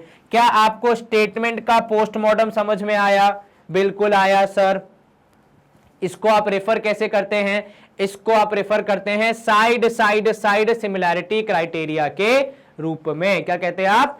SSS सिमिलैरिटी क्राइटेरिया इसका नाम रखा गया है। क्या आपको कोई शंका, कोई समस्या? बिल्कुल नहीं सर। चलिए इसका थोड़ा सा हम प्रूफ देख लेंगे। आपको मैं प्रूफ ऐसे नहीं सिखा रहा हूं कि आप एग्जाम में उसको लिखेंगे, क्योंकि एग्जाम में आने के चांसेस बहुत ही मिनिमलिस्टिक हैं। अब आजकल बोर्ड क्या करता है, सवाल के रूप में ज्यादा पूछता है, थ्योरम्स कम पूछता है। तो इसलिए हम समझने के लिहाज से करेंगे ताकि आपको कॉन्सेप्ट पता हो, समझ में आ जाए, ताकि आप आगे इसको अच्छे से यूज कर सके। चलिए देखिए मेरे साथ इसको। देखो सबसे पहले जैसे पिछले वाले प्रूफ में आपने कुछ कंस्ट्रक्शन किया था, इस वाले प्रूफ में भी कुछ निर्माण करना पड़ेगा, कंस्ट्रक्शन करना पड़ेगा। अब कंस्ट्रक्शन होगा कैसा? वही जो पिछली बार हुआ था कि छोटे ट्राइंगल को बड़े ट्राइंगल में एक बार उसके एक छवि बनाने का प्रयास किया जाएगा। तो यहां पे हम कंस्ट्रक्शन क्या करेंगे? पहला हम करेंगे कट। ठीक है, एक अच्छे से लिखेंगे हम यहाँ पे। तो आपको यहाँ पे कट करना है पोटैटोज को, मतलब मैं सब्जी बनाना नहीं सिखा रहा हूं, मतलब निकल गया मुंह से कि DP is equal to AB cut करोगे और DQ इक्वल टू AC। ठीक है, अब मैं यहाँ पे गलती करने पे वो तो नहीं बोलूंगा अरे भैया मेरे मुंह से निकल गई, ये तो थोड़ा बहुत मस्ती कर रहे थे अपन। चलो DP इक्वल टू AB हो गया, DQ इक्वल टू AC हो गया, बहुत बढ़िया। अब यहाँ पे देखो क्या हो रहा है, यहां पे हो ये रहा है कि इस ट्राइंगल की, ठीक है, इस ट्राइंगल से आपने करवा दी है दोस्ती, किसके माध्यम से? कंस्ट्रक्शन के माध्यम से। अब सवाल में आपको ये जो आपका थ्योरम है उसके गिवन पार्ट में आपको ये पता है कि रेशियो बराबर है किस किस का? सर आपने बताया कि AB upon DE would be equal to BC upon EF है। ठीक है, और तीसरी चीज क्या हो जाएगी? तीसरी चीज यहां पे ये हो जाएगी कि भैया क्या था, CA बराबर किसके? तो CA बराबर है यहां पे, CA या AC लिख देते हैं यहां पे, AC बराबर AC अपॉन DF, इनका रेशियो बराबर है। ठीक है, आपने क्या किया, आपने कट कर दिया है AB के बराबर DP और AC के बराबर DQ। ठीक है, अब यहां पे कहानी समझना, एक बार के लिए मैं बीच वाले पार्ट को हटा दे रहा हूं। ठीक है, मैं इन दोनों की चर्चा कर रहा हूं। ठीक है, AB upon DE is equal to AC upon DF। अब क्योंकि आपने कट किया है तो उसको कहीं यूज तो करोगे। अब भैया अगर सब्जी बना रहे हो, आलू काट के रखे हो, तो बैंगन की सब्जी थोड़ी बना दोगे, आलू की बनाओगे ना। तो जो कट करके रखा है उसको यूज करो। तो उसको यूज कैसे करोगे, AB की जगह आप लिखोगे DP, नीचे आएगा DE and this would be इस तरफ AC के बराबर आएगा DQ, नीचे आएगा DF।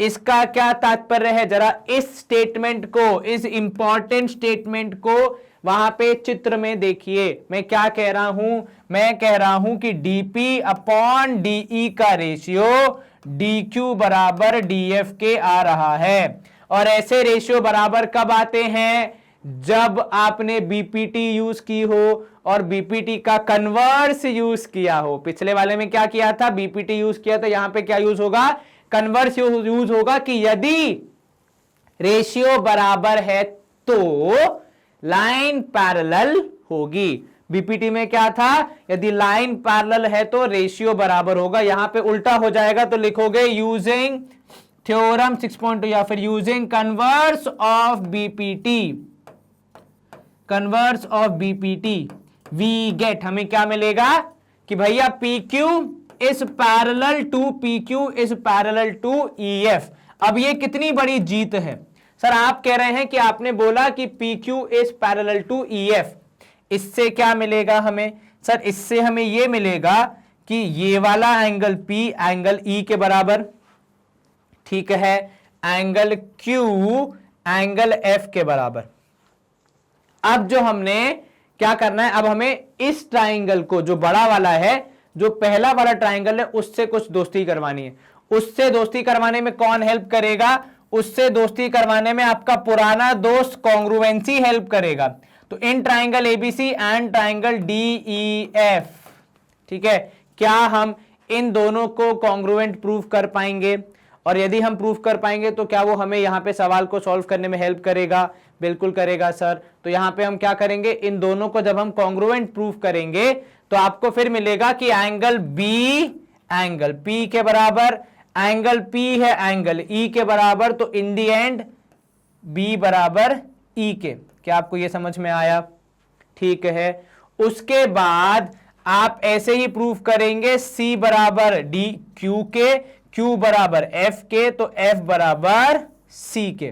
क्या आपको यह समझ में आया, यस सर, कहीं कोई दिक्कत तो नहीं, बिल्कुल नहीं सर। ऐसे ही A बराबर D के भी आ जाएगा, और आप कंक्लूड कर पाएंगे कि क्योंकि दोनों ट्राइंगल के साइड्स का रेशियो बराबर है तो इन दी एंड उसके तीनों एंगल्स हो जाएंगे बराबर और ट्राइंगल्स हो जाएंगे सिमिलर। ठीक है, ये आपको समझ में आ गया। सर दो एंगल बराबर आने पे आपने सिमिलैरिटी कैसे बोल दी, प्रभु हमने एंगल एंगल सिमिलैरिटी पढ़ी है ना, आलस्य का प्रमाण, कि 3 की जगह 2 ही एंगल प्रूफ कर दो बराबर तो हम कह सकते हैं कि चीजें सिमिलर।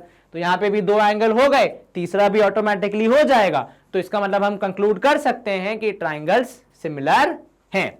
कोई दिक्कत, कोई समस्या, कोई शंका, कोई परेशानी? बिल्कुल नहीं सर। तो इसी के साथ हमारा सेकेंड वाला जो ये थ्योरम है, जो ये कहता है कि यदि दो ट्राइंगल्स के करस्पॉन्डिंग साइड्स का हम जब रेशियो निकालते हैं वो बराबर आता है, तो हम ये कंक्लूड कर सकते हैं पूर्णतः, संपूर्णतः, कि दोनों ट्राइंगल सिमिलर होंगे। हमें 3 एंगल्स को बराबर प्रूफ करने की आवश्यकता नहीं है। पहली थ्योरम में क्या था कि यदि तीनों एंगल्स, करस्पॉन्डिंग एंगल्स बराबर हैं तो साइड्स का रेशियो बराबर प्रूफ करने की आवश्यकता नहीं है, डायरेक्टली प्रूफ कर सकते, कह सकते हो कि ट्राइंगल सिमिलर होंगे। ये आपको दोनों थ्योरम समझ में आ गई।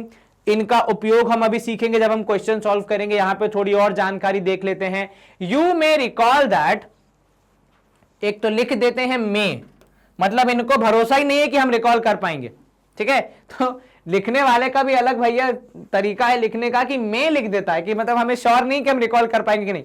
बिल्कुल कर पाएंगे भैया, कक्षा 9वीं की मैथ्स हमने अच्छे से पढ़ी है कि नहीं पढ़ी है? हाँ सर पढ़ी है। देखो क्या बोल रहा है, you may recall that either of the two conditions is not sufficient for two polygons to be similar. क्या कह रहा है आपसे कि अब तक आपने यही सीखा है कि दो कंडीशन अगर नहीं होंगी, दोनों में से कोई एक अगर नहीं होगी तो वो सफिशिएंट नहीं है ये कहने के लिए कि चीजें सिमिलर हैं। मतलब अब तक जितना ज्ञान आपको हमारे द्वारा भेजा गया है, आपके द्वारा लिया गया है, उसमें आपने यही सीखा है कि राहुल सर ने बार बार यही कहा है कि भैया दोनों कंडीशन पूरी होना, दैट इज एंगल्स का बराबर होना और साइड्स के रेशियो का इक्वल होना जरूरी है, तभी आप सिमिलर बोल पाएंगे। दोनों में से कोई एक अगर नहीं हुई तो आप कंक्लूड नहीं कर सकते। ये जनरल पर्सपेक्टिव है, ये जनरली आप ऐसा सोचते हैं क्योंकि ऐसा ही होना चाहिए। जब तक पूरा मेल मिलाप ना हो जाए तब तक आप कैसे बोलेंगे कि चीजें सही है कि नहीं। मतलब अगर आप ही अगर कल को एग्जाम देके आते हैं और आपके टीचर ने आपकी आंसर शीट चेक करके आपको वापस दी है और उन जनाब ने दो कागज चेक ही नहीं किए, आपके सर ने या मैडम ने, तो क्या आप उस पर बैठ जाएंगे कि हाँ ठीक है, दो कागज दो पेपर चेक नहीं किए, दो आंसर लिखे तो उन्होंने चेक नहीं किए, कौन सी बड़ी बात है। नहीं सर, पूरा मिल मिलाप होना चाहिए, सारे सवाल चेक होने चाहिए, ठीक वैसे ही सारी कंडीशन फुलफिल होनी चाहिए। लेकिन यहां पे ट्विस्ट में टर्न क्या आता है, ट्विस्ट में टर्न ये आता है कि थ्योरम 6.3 और 6.4 ये कहती हैं कि भैया ट्राइंगल के केस में, दो ट्राइंगल के केस में जिनको आप सिमिलर प्रूफ करने का प्रयास कर रहे हैं, आप यदि दोनों में से एक कंडीशन भी पूरी कर पाते हैं तो फिर दूसरी कंडीशन पूरी हो रही है, इसको मानकर हम चीजों को सिमिलर डिक्लेयर कर देते हैं। लेकिन केवल ट्राइंगल के केस में, बाकी किसी पॉलीगॉन के केस में अगर आपको यह पता करना है तो उसकी अलग थ्योरीज होंगी जो आप नहीं पढ़ रहे हैं। ठीक है, देखो यहां पे लिखा है, you may observe that SSS criteria can be compared with SSS congruency. बिल्कुल ठीक, वहां पे भी क्या तीन साइड्स को तीन साइड्स के बराबर प्रूफ करना था, यहां रेशियो को बराबर प्रूफ करना, यही डिफरेंस है। ठीक है, then this suggest us to look at the similarity criteria comparable to SAS। भाई अगर SSS से कंपैरिजन हो सकता है तो SAS नाम की क्राइटेरिया भी तो होनी चाहिए। ये अब यहां पे बेसिकली आपको थोड़ा सा ऐसे ना टोच रहे हैं कि SAS क्राइटेरिया होता है क्या सिमिलैरिटी का, जो हम आगे एक्सप्लोर करेंगे। अच्छा, एक चीज और यहां पे ध्यान रखनी है, जैसे एंगल सिमिलैरिटी से जन्म लिया है एंगल सिमिलैरिटी ने, और जन्म की वजह थी आलस, जहां पे आपको तीन की जगह दो ही प्रूफ करने हैं। उसी प्रकार अगर आप सोच रहे हैं कि SSS क्राइटेरिया की जगह आलस्य की वजह से SS क्राइटेरिया भी कोई जन्म ले चुका है, तो ऐसा नहीं है, ऐसा नहीं है। कोई SS क्राइटेरिया एग्जिस्ट नहीं करता है। आपको साइड्स वाले के केस में तीनों साइड्स का रेशियो ही चेक करना पड़ता है, किन्हीं दो के बेसिस पे आप नहीं बोल सकते। एंगल्स में वो चलता है, साइड्स में वो नहीं चलता है। ठीक है, तो ध्यान रखिएगा। समझ में आ गया क्या? साइड्स का रेशियो तीनों का चेक करना है, एंगल्स में कोई दो एंगल्स का बराबर हो जाना भी आपके लिए सफिशिएंट है। चलिए, तो यहां पे जो हमें टोचा गया था कि SAS सिमिलैरिटी क्राइटेरिया होता है या नहीं पता लगाओ, आइए उस बात पे चर्चा कर लेते हैं। देखिए, एक्टिविटी 6 अब क्या बोल रही है कि ठीक है, फिर से दो ट्राइंगल बनाओ। अब की बार कैसे बनाओ कि दो एंगल बराबर और दो साइड्स का रेशियो इक्वल। तो देखो यहां पे 4 का कितना हो गया, इन्होंने 4 का कर दिया है 6 और यहां 2 का कर दिया था 3। देखो लिखा होगा, है ना? हाँ, कहां गया, ये रहा, DE इस 3, DF इस 6, तो 2 3, तो रेशियो क्या बन रहा है? तो अगर मैं कंपेयर करूं तो AB अपॉन DE वो बनेगा 2/3 और DAC अपॉन DF बनेगा 4/6 विच इज ऑल्सो 2/3। तो प्रथम दृश्या यहां पे हमें क्या क्या जानकारी मिल रही है? यहां पे हमें साफ साफ बताया गया है कि दो साइड्स का रेशियो बराबर है और उनके बीच में एक एंगल फंसाया गया है, वो भी बराबर है। इस जानकारी के हिसाब से बताओ क्या दोनों ट्राइंगल सिमिलर हैं? अब हम यहां क्या करेंगे, थोड़ा एक्टिविटी है तो प्रैक्टिकली कर सकते हैं। हम प्रयास करेंगे इन एंगल्स को मेजर करने का कि क्या ये दोनों बराबर आ रहे हैं। हम प्रयास ये भी करेंगे कि क्या ये वाला एंगल इस एंगल के बराबर आ रहा है, और साथ में ये भी जांच करेंगे क्या इस साइड का रेशियो इस साइड के रेशियो के बराबर आ रहा है, जो नीचे वाली साइड है। ठीक है, तो ये आपके लिए एक्टिविटी है करने को कि ऐसे ट्राइंगल को देखना है और वैल्यूज मेजर करके हमें सूचित करना है कि क्या इन दोनों में सिमिलैरिटी स्टैब्लिश हो रही है। और क्योंकि एक्टिविटी है तो आपको सब चेक करने पड़ेंगे। ठीक है, ध्यान रखना, ए वाले एंगल्स भी चेक करने पड़ेंगे, ये वाला भी करना पड़ेगा, नीचे वाले साइड का रेशियो भी चेक करना पड़ेगा। ठीक है, चलिए मेजर कर लिया होगा आपने। अगर आपके पास डायग्राम बनाने की फुर्सत नहीं है तो ये आपकी ही किताब से लिए हुए डायग्राम है, वहां से आप मेजर करके हमें फाइनल निष्कर्ष बता सकते हैं। मुझे पता है आपके पास समय बहुत कम रहता है पढ़ाई करने के लिए खासकर, तो इसलिए आपकी थोड़ी सी हेल्प कर दी। चलिए काफी हो गया ज्ञान, अब आ जाते हैं यहां पे थ्योरम 6.5 पे।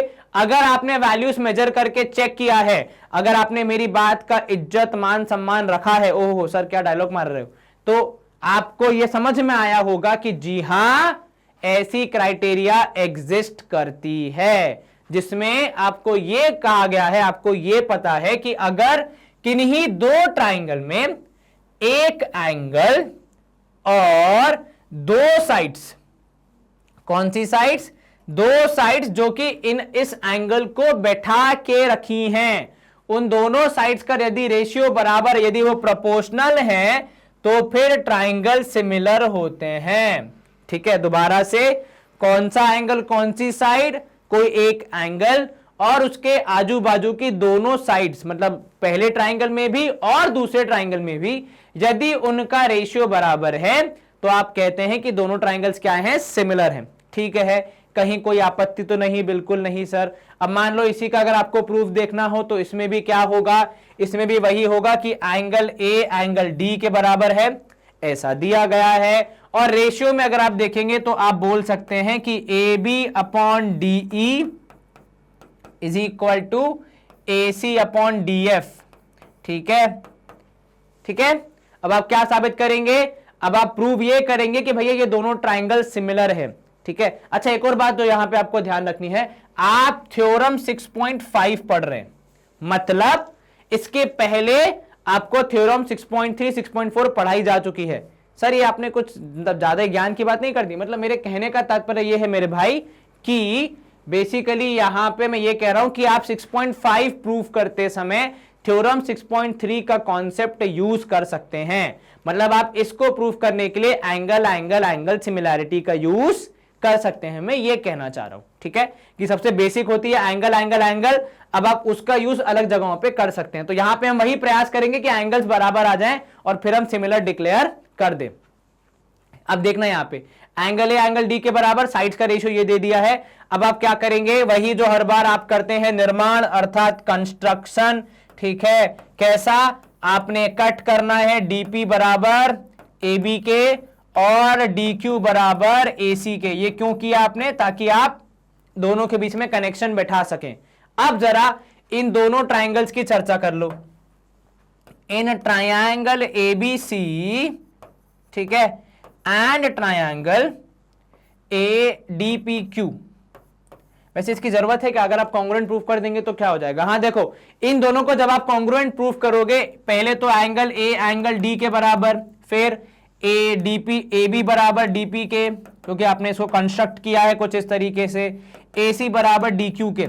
रिजल्ट क्या मिलेगा, रिजल्ट यही मिलेगा कि दोनों ट्राइंगल्स हो जाएंगे कॉन्ग्रुएंट। तो A B C congruent to D P Q. इसका निष्कर्ष ये कि भैया एंगल बी एंगल सी के बराबर और एंगल जो आपका है दूसरा वाला सी, वो बराबर क्यू के। तो सी बराबर क्यू के, तो एंगल बी बराबर एंगल पी के और एंगल सी बराबर एंगल क्यू के। रीजन, सर रीजन है सी पी सी टी। चलिए अब इस पे आ जाओ। ये जो रेशियो दिया था इसका अब तक तो कुछ यूज हुआ नहीं है, अब यूज होगा। क्या कि सर क्योंकि ए बी बराबर है डीपी के, तो मैं यहां पे लिख रहा हूं DP upon DE is equal to D Q upon D F. और ये आप पहली बार नहीं देख रहे हैं, है ना मेरे लाल, नहीं सर, ये हम पहले भी देख चुके हैं। ऊपर वाला पार्ट अपॉन पूरा, ऊपर वाला पार्ट अपॉन पूरा। जब किसी ट्राइंगल के साइड्स के हिस्सों का रेशियो बराबर आ जाए तो हम ये कंक्लूड कर लेते हैं कि वो दोनों, जो वो लाइन बनी है जिसकी वजह से साइड्स के हिस्से हुए हैं, वो लाइन तीसरी साइड के पैरेलल होगी। तो P Q would be parallel to E F.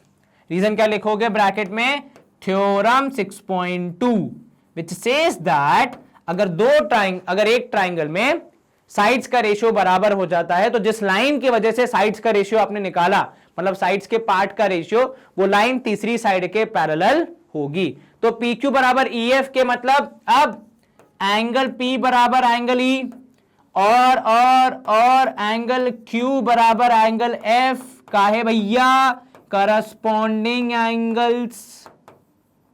कहीं कोई दिक्कत हो तो सूचित करें किसको, जिसको भी कर सके उसको। तो एंगल P बराबर E के, Q बराबर F के। अब यहां पे आना चाहिए आपके मुंह से एक आवाज कि सर ये तो सॉल्व हो गया।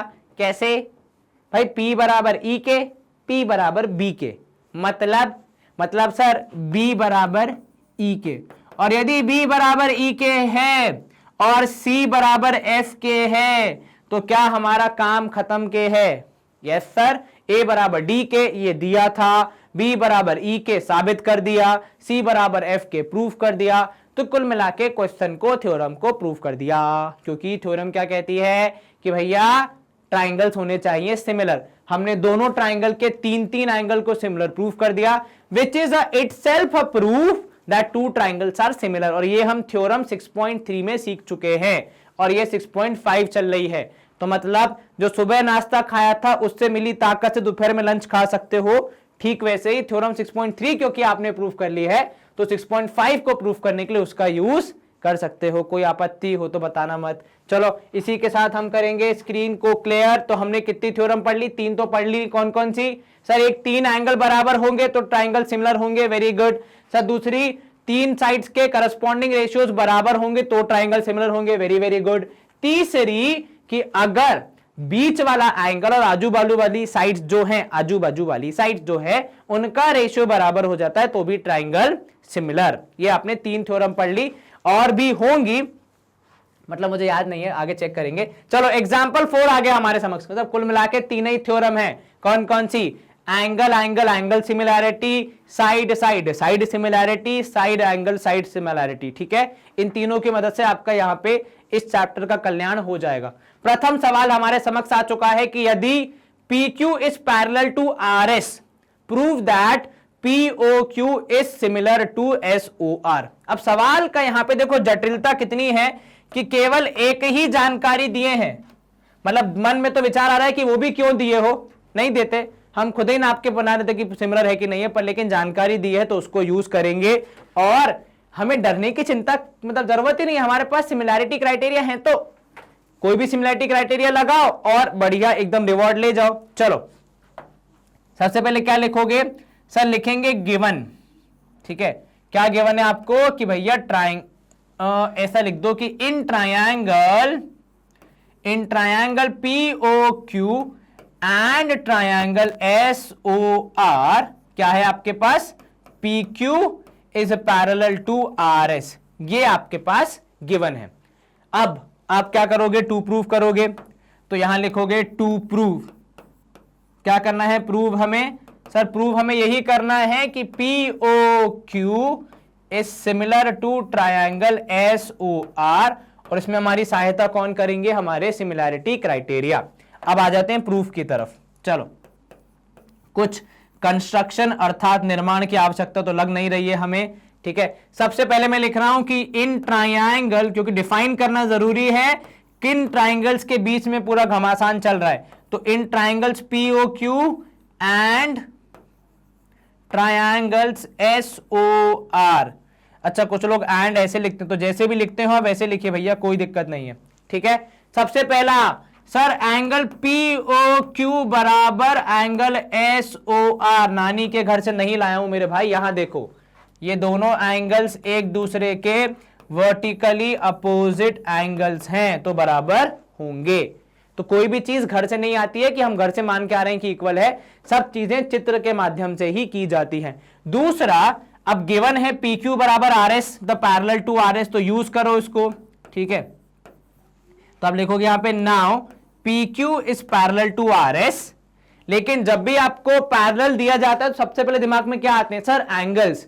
लेकिन एंगल्स का निर्माण तब होता है जब बीच में होती है ट्रांसवर्सल। ठीक है, तो अगर ट्रांसवर्सल नहीं होगी, अगर झगड़ा करवाने वाली मौसी नहीं होंगी तो लड़ाई कैसे होगी? ठीक है ना, तो यहां पे कौन है? यहां पे ट्रांसवर्सल है कि PS इज ट्रांसवर्सल। तो वो कहानी नहीं सुनी, 2 बंदर के बीच में बिल्ली मौसी? तो वैसे ये दो बंदर हैं, ये बिल्ली मौसी, यही पूरा झगड़ा करवा रही है। अगर ये ट्रांसवर्सल हमारे जीवन में ना आती तो हमें पैरेलल लाइन के कॉन्सेप्ट में कुछ पढ़ना ही नहीं पड़ता। क्यों? ना एंगल्स बनते, ना बराबर होते, ना कुछ पढ़ना पड़ता। पर ये जनाब आ गए तो इतने एंगल्स बन गए कि पढ़ पढ़ के परेशान है अपन। चलो, तो यहां पे आप क्या लिखोगे कि angle Q P O is equal to angle PSR। ठीक है सर, ये कहां से आया?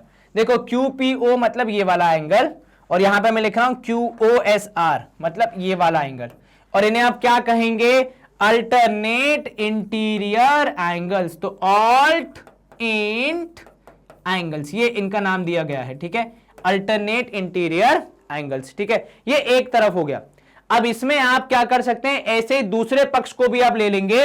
तो अब की बार आपने लिखा कि PQ is parallel to RS। ठीक है, तो आप यहां पे लिख दो अगेन, मतलब फिर से, क्योंकि आप सेम कॉन्सेप्ट यूज कर रहे हो, लेकिन फर्क क्या आपकी बार? अब की बार आपने QR को ट्रांसवर्सल बोला है, और जब ट्रांसवर्सल आप चेंज करते हैं, एंगल्स को चेंज करेंगे तो लिखना पड़ता है, कंपलसरी है। यहां पे क्या होगा? यहां पे होगा angle PQO is equal to angle SRO, और इसका रीजन क्या है सर? ये भी वही रीजन है कि अल्टरनेट इंटीरियर एंगल्स। अब देखो यहां पे आपको भारतीय होने का प्रमाण देते हैं। कैसे? दो ट्राइंगल थे, सिमिलर प्रूव करना था, क्राइटेरिया हमारे पास एंगल क्राइटेरिया है कि नहीं? फिर भी हमने 1 2 3 एंगल को प्रूव किया, और इसीलिए हमारे हिंदी भारत में कहावत है कि आप दूध मांगोगे तो हम खीर देंगे, आपने 2 मांगा था हम 3 देंगे, क्यों भैया हमारे पास है तो क्यों नहीं देंगे, जब दूध खत्म हो जाएगा तब नहीं देंगे भैया। तो वही यहां पे जब उपलब्ध है, व्यवस्था है, तो काहे नहीं दिया जाएगा तीनों एंगल को? क्योंकि दो ट्राइंगल के 3 एंगल हो गए हैं बराबर, दोनों ट्राइंगल्स को क्या कहा जाएगा?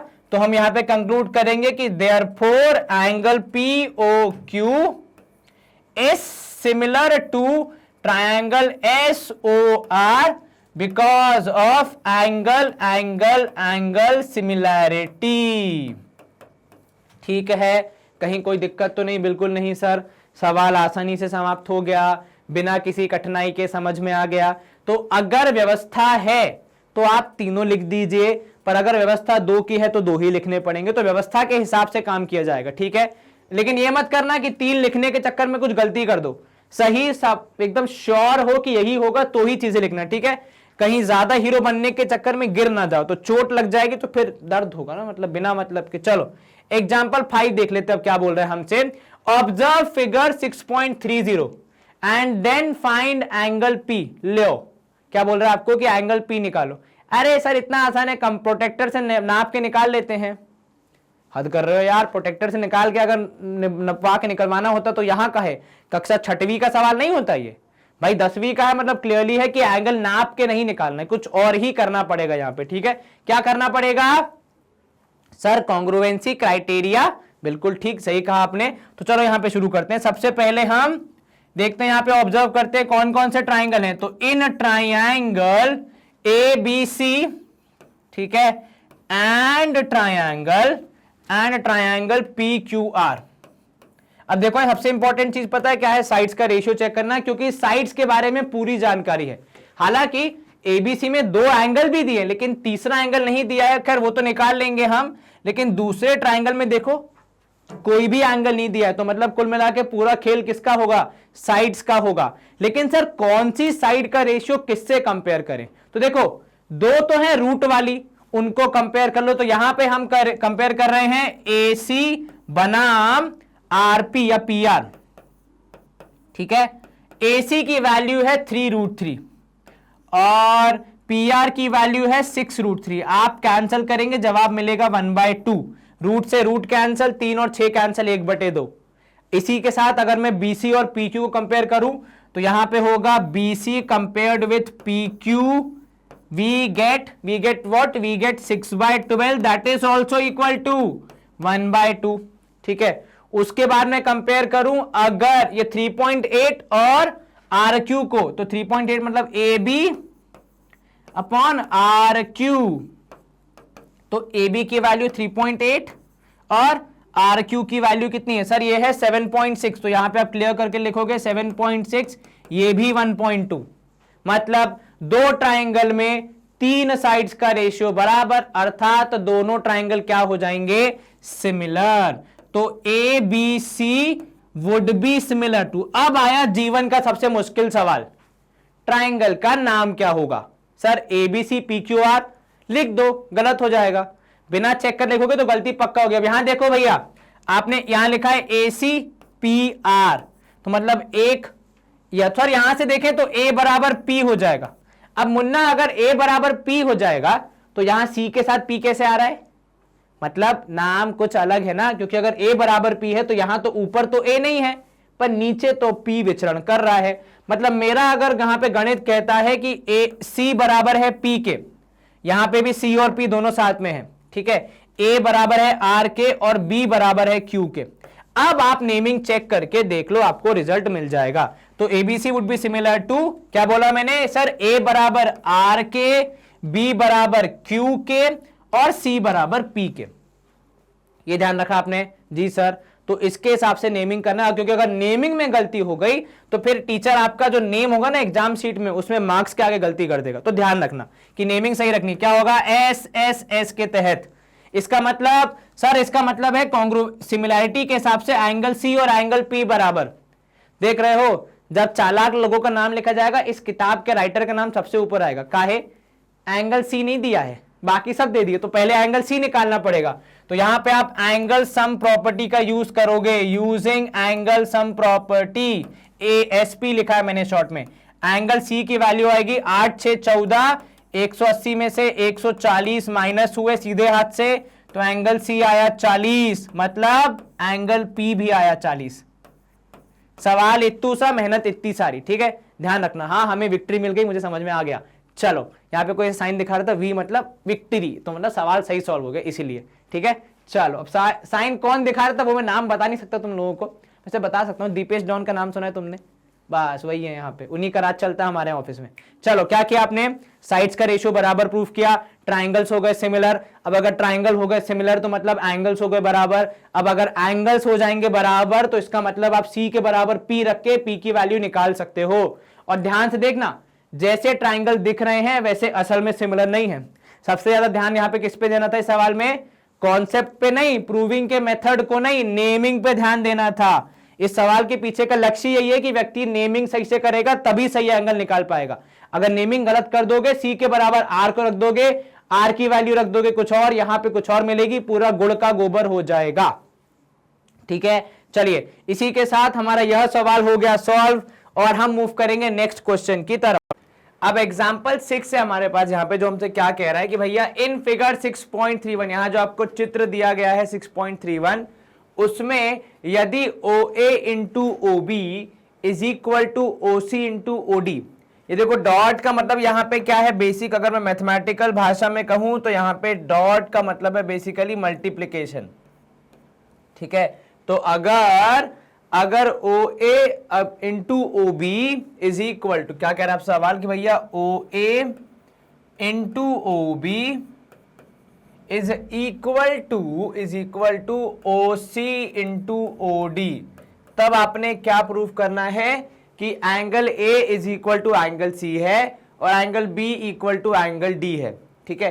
अब यहां पे आप देखो, ये जो मल्टीप्लीकेशन है इसको मैं थोड़ा सा रीअरेंज कर रहा हूं। मैं क्या लिख रहा हूं इसको यहां पे कि ये है OA upon OC is equal to OD upon OB।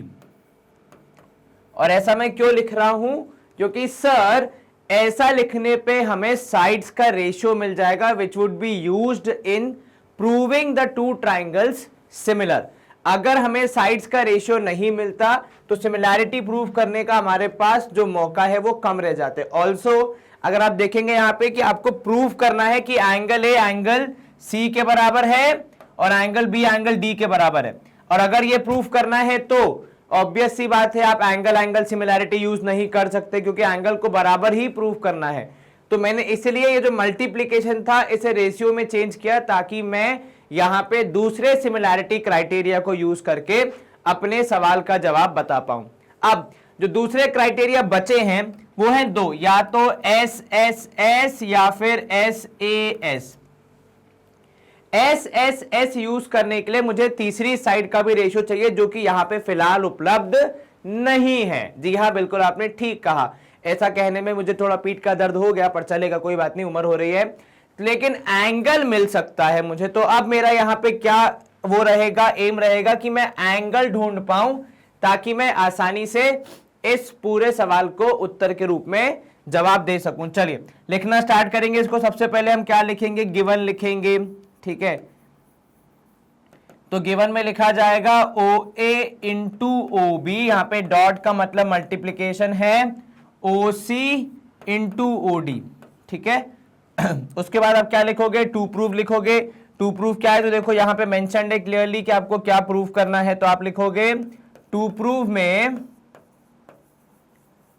Angle A equal to angle C, और साथ में आएगा angle B is equal to angle D, ये दो चीजें। ठीक है, और आप प्रूफ में क्या लिखोगे, तो भैया प्रूफ में लिखा जाएगा यहां पे सबसे पहले, क्योंकि मेरे को दो ट्राइंगल्स, देखो मेरा एम क्या है, मेरा विजन ये है कि इन दोनों ट्राइंगल्स को, जो छोटा वाला इस तरफ है और बड़ा वाला उस तरफ है, इनको मैं सिमिलर प्रूफ करके यहां तक पहुंच जाऊंगा जो मुझे प्रूफ करना है। क्योंकि अगर सिमिलर हो जाएंगे तो एंगल्स हो जाएंगे बराबर। चलिए, तो in triangle AOD and triangle BOC, sorry. ठीक है, यहां पे आप लिखोगे सबसे पहले तो एंगल AOD जो है वो स्वयं बराबर है एंगल BOC के। और ये क्यों बराबर है, क्योंकि ये दोनों हैं वर्टिकली ऑपोजिट एंगल्स। ठीक है, इसके बाद क्या है आपके पास, इसके बाद जो दूसरी जानकारी है आपके पास वो ये है कि भैया OA इंटू OB जो हमारा ओरिजिनल स्टेटमेंट था is equal to OC into OD। ठीक है, इसका रीजन क्या है, तो ये गिवन है, लेकिन हम इसको इस रूप में नहीं इस्तेमाल करेंगे, हम इसको रेशियो के रूप में कन्वर्ट करेंगे। तो OA upon OC is equal to OB upon OD। ठीक है, अब देखो इसको चेक कैसे करना है, चेक इसको, sorry OD upon OB, sorry OD upon OB। अब देखो चेक कैसे करेंगे, ऊपर जो है वो कौन से ट्राइंगल का है, AOD का है, नीचे है BOC का। जो रेशियो इस तरफ है, जिन ट्राइंगल की चर्चा इस तरफ हो रही है उधर भी वही ट्राइंगल होने चाहिए, वरना तो दिक्कत हो जाएगी। तो इधर भी ऊपर AOD नीचे BOC होगा तो ही बात बनेगी। आपने थोड़ा सा अपने नैनो को यहां पे फोकस किया, कंसंट्रेट किया, तो आपको दिखा कि ऊपर AOD है नीचे BOC है, मतलब रेशियो यूज करने की पूरी आजादी है। Very good. अब आप चेक करेंगे इसको कि क्या आप किसी क्राइटेरिया में फिट बैठ रहे हैं। तो एक आपके पास एंगल आ गया और आ गए दो साइड्स के रेशियो। तो आप क्या लिखोगे, इसको कौन सा है, और अगर आप देखें तो साइड्स भी कौन कौन सी वाली हैं, तो साइड ये वाली है, फिर बीच वाला एंगल है, फिर ये वाली साइड है। इसको आप क्या कहते हैं, कौन सा क्राइटेरिया है, जी हाँ बिल्कुल आपने ठीक कहा, जो कि मैंने नहीं सुना, कि triangle AOD is similar to triangle BOC, ठीक है, by which criteria of similarity, SAS criteria। और आपको CPCT से क्या मिलेगा, अरे CPCT नहीं होता है सर, यहाँ पे सिमिलर हैं तो CPST होता है। वेरी गुड, CPST से क्या मिलेगा, यही जो आपको चाहिए कि एंगल A बराबर किसके, नेमिंग चेक कर लेना भैया, नेमिंग OAOC, तो इसको बेसिकली AOD की जगह यहां पे लिखोगे COB ना कि BOC। ठीक है सर, आपको कैसे पता, OAOC, O के साथ C जा रहा है, D के साथ B जा रहा है, तो A के साथ C, D के साथ B, तो नेमिंग का ध्यान रखेंगे। Angle A would be equal to angle C, angle B would be equal to angle D, and the reason is very simple, corresponding parts of similar triangles. ये हमने highlight कर दिया। कोई समस्या, कोई शंका, कोई दिक्कत, हो गया सब यहाँ पे इजीली सॉल्व। क्या हम यहाँ पे स्क्रीन क्लियर कर दे, यस सर। चलिए अगला प्रश्न देखते हैं क्या है हमारे पास। एग्जाम्पल 7 है, a girl of height 90 centimetre is walking away from the base of the lamp post at a speed of 1.2 metre per second. ठीक है, if the lamp is 3.3 metre above the ground, 3.6 metre, तो lamp की height कितनी दी है, सवाल में दी है 3.6 मीटर। चलिए और इन दीदी की स्पीड कितनी है? दीदी की स्पीड है 1.2 मीटर पर सेकेंड, मतलब अगर 1 सेकेंड चलेंगी तो 1.2 मीटर कवर कर लेंगी, अगर 2 सेकेंड चलेंगी तो 2.4 कर लेंगी, कुछ इस प्रकार। ठीक है, now above the ground find the length of the shadow after 4 seconds. तो देखो शैडो की लेंथ पता लगाने के लिए पहले तो हमें यह देखना पड़ेगा कि क्या इन दोनों के बीच में कुछ कनेक्शन है, ठीक है, कुछ सिमिलैरिटी है। ऑल्सो 4 सेकेंड में वो कितना चली इस पे डिपेंड करेगा शैडो कैसी और कितनी बनेगी। ठीक है, मतलब जब आप पोल के पास होंगे लाइट आप पे अलग एंगल से पड़ेगी तो आपकी शैडो अलग बनेगी, जब आप पोल से थोड़ा दूर होंगे तो फिर अलग मामला हो जाएगा। ठीक है, गर्ल की हाइट कितनी है? 90 सेंटीमीटर, तो मैं गर्ल की हाइट को यहां पे 90 सेंटीमीटर की जगह 0.9 लिख रहा हूं। क्यों सर? क्योंकि सारे मेजरमेंट मीटर्स में है, अगर आपने एक मेजरमेंट सेंटीमीटर में लिया तो उससे आपकी कैलकुलेशन काफी हद तक खराब हो सकती है।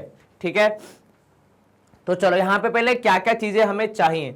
सर सबसे पहले तो हमें यहां पे चाहिए डिस्टेंस ट्रैवल्ड बाय गर्ल।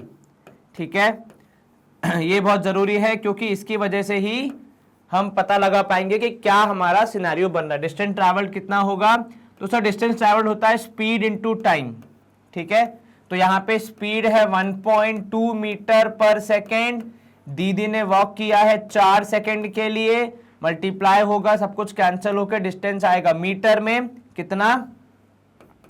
तो सर 4 2 8, 4 1 4, तो 4.8 मीटर। तो बी से लेकर डी तक की दूरी आपने नाप ली, कितनी है? 4.8 मीटर्स। ठीक है, और ये दूरी कितनी हो जाएगी? तो ये दूरी भी हो जाएगी x।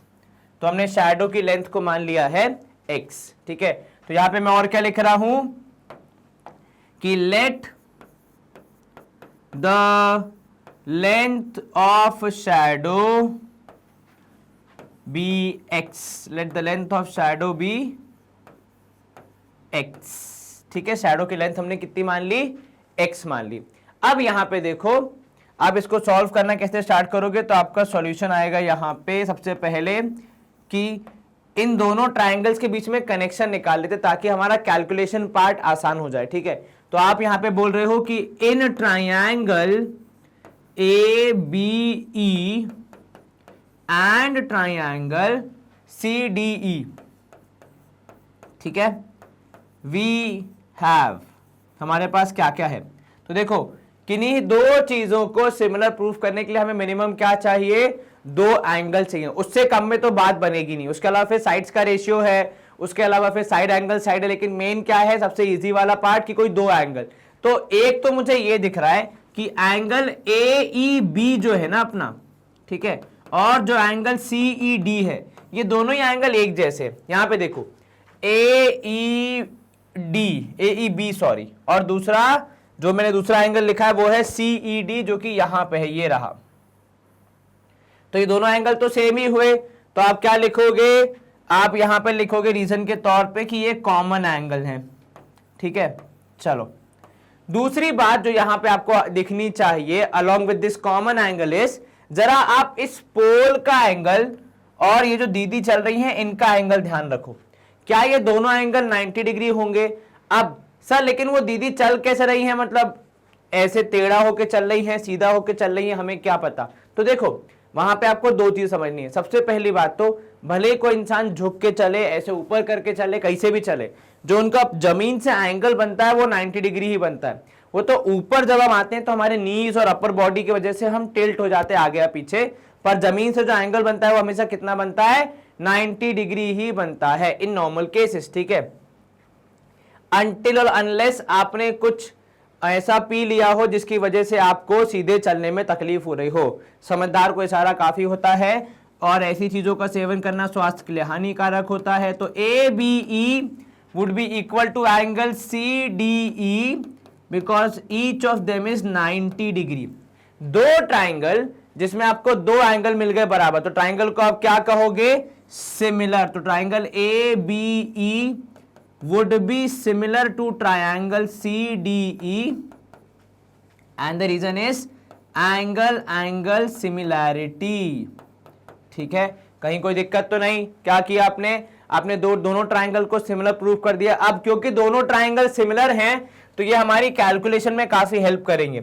सर किस प्रकार? तो जनाब कुछ इस प्रकार की, अब आप कहोगे कि ए बी, ठीक है, या फिर पहले आप ले लो छोटा ट्राइंगल, तो C D upon A B. देखो मैंने किसको किससे कंपेयर किया, सी डी को मैंने कंपेयर किया है, जो दीदी के सामने वाली है सी डी को ए बी से कंपेयर किया है इधर, ठीक है। और फिर इधर ये किसके बराबर होगा, ये बराबर होगा डीई अपॉन बीई के, ठीक है सर। लेकिन वो तो इसका ही हिस्सा है।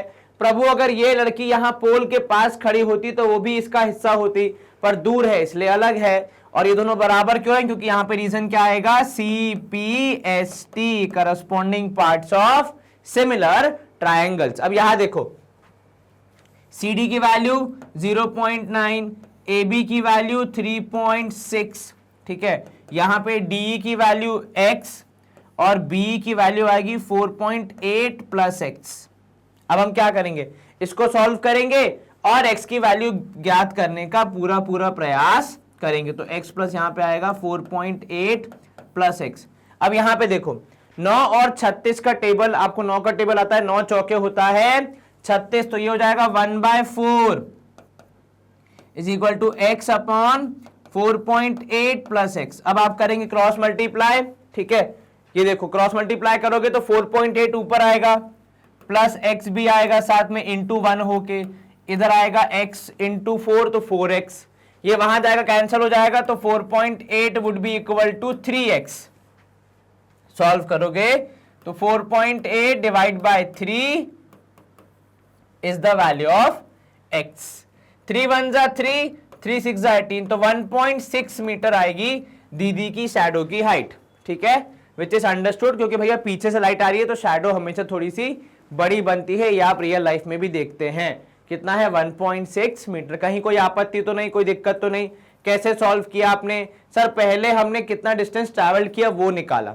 हो सकता है आपने अगर किसी कहीं और पे सवाल को देखोगे, क्योंकि एग्जाम्पल है तो बुक में भी दिखेगा, तो ये डिस्टेंस ट्रैवल किसी ने बाद में निकाला होगा, उसमें कोई दिक्कत नहीं है। देखो सीक्वेंस मैटर नहीं करता है, करेक्ट तरीके से सॉल्व करना मैटर करता है। और ये सवाल एक्चुअली कौन से कॉन्सेप्ट का है, तो इसको आप कह सकते हैं कि ये एप्लीकेशन ऑफ सिमिलैरिटी है, जहां पे आपने सिमिलैरिटी का कॉन्सेप्ट यूज करके चीजों को मेजर किया। ठीक ऐसे ही जब हमने इस चैप्टर को स्टार्ट किया था, लोगों ने पूछा था ना माउंट एवरेस्ट की हाइट कैसे निकालते हैं, ठीक है, या फिर सपोज बुर्ज खलीफा की हाइट कैसे निकालते हैं, तो ऐसे ही कुछ करके आप चीजों की हाइट निकालते हैं, ठीक है। जहां पे आपको मान लो जो जिस भी आप रेफरेंस से हाइट निकाल रहे हैं वो पता होगा, बाकी आप फिर एंगल के हिसाब से और शैडो के हिसाब से चीजों को कैलकुलेट करते हैं, ठीक है। कहीं कोई दिक्कत तो नहीं? बिल्कुल नहीं सर। चलिए इट्स टाइम फॉर सफाई अभियान। स्क्रीन क्लियर, एग्जाम्पल 7 समाप्त। एग्जाम्पल 8 हमसे क्या बोल रहा है, देखो अब यहाँ पे काफी अच्छा क्वेश्चन है, 3 सब पार्ट्स हैं इसके, एक एक करके सॉल्व करेंगे, सब हो जाएगा। सबसे पहला लिखा है कि इन फिगर 6.33 जो चित्र यहां दिया गया है, CM and RN are the medians of ABC and PQR। CM और RN क्या है, मीडियंस हैं, तो CM RN और वो क्या है, मीडियंस हैं, ठीक है, दोनों ट्राइंगल के। यदि ABC is similar to PQR, इतनी जानकारी आपको दी है। अब आपको क्या प्रूफ करना होगा, बेसिकली सबसे पहले AMC is similar to PNR। अब यहां पे देखो पहले हाईलाइट कर लेते हैं, AMC ये रहा, ये A, ये M, यहां पे थोड़ा सा M हमारा टेढ़ा हो गया, ये रहा M, और ये C, AMC ये वाला ट्राइंगल है, और PNR, तो PNR कहां पे, तो ये रहा PNR, PN से होते हुए R तक जाना है आपने। इन दोनों ट्राइंगल्स को हमें क्या प्रूव करना है, सिमिलर प्रूव करना है, ठीक है। अब यहां देखो कैसे प्रूफ करेंगे इसको। सर जो हमें गिवन है उसका तो ऑब्वियस ही बात है यूज करेंगे ही हम, बिल्कुल। तो मैं अभी बाकी दोनों पार्ट्स को फिलहाल के लिए थोड़ा इग्नोर कर रहा हूं। अभी मेरा पूरा ध्यान केवल पहले पार्ट पर है कि पहले इसको निपटा ले, फिर बाकी दोनों को देखते हैं, ठीक है। चलिए सबसे पहले आप लिखोगे गिवन।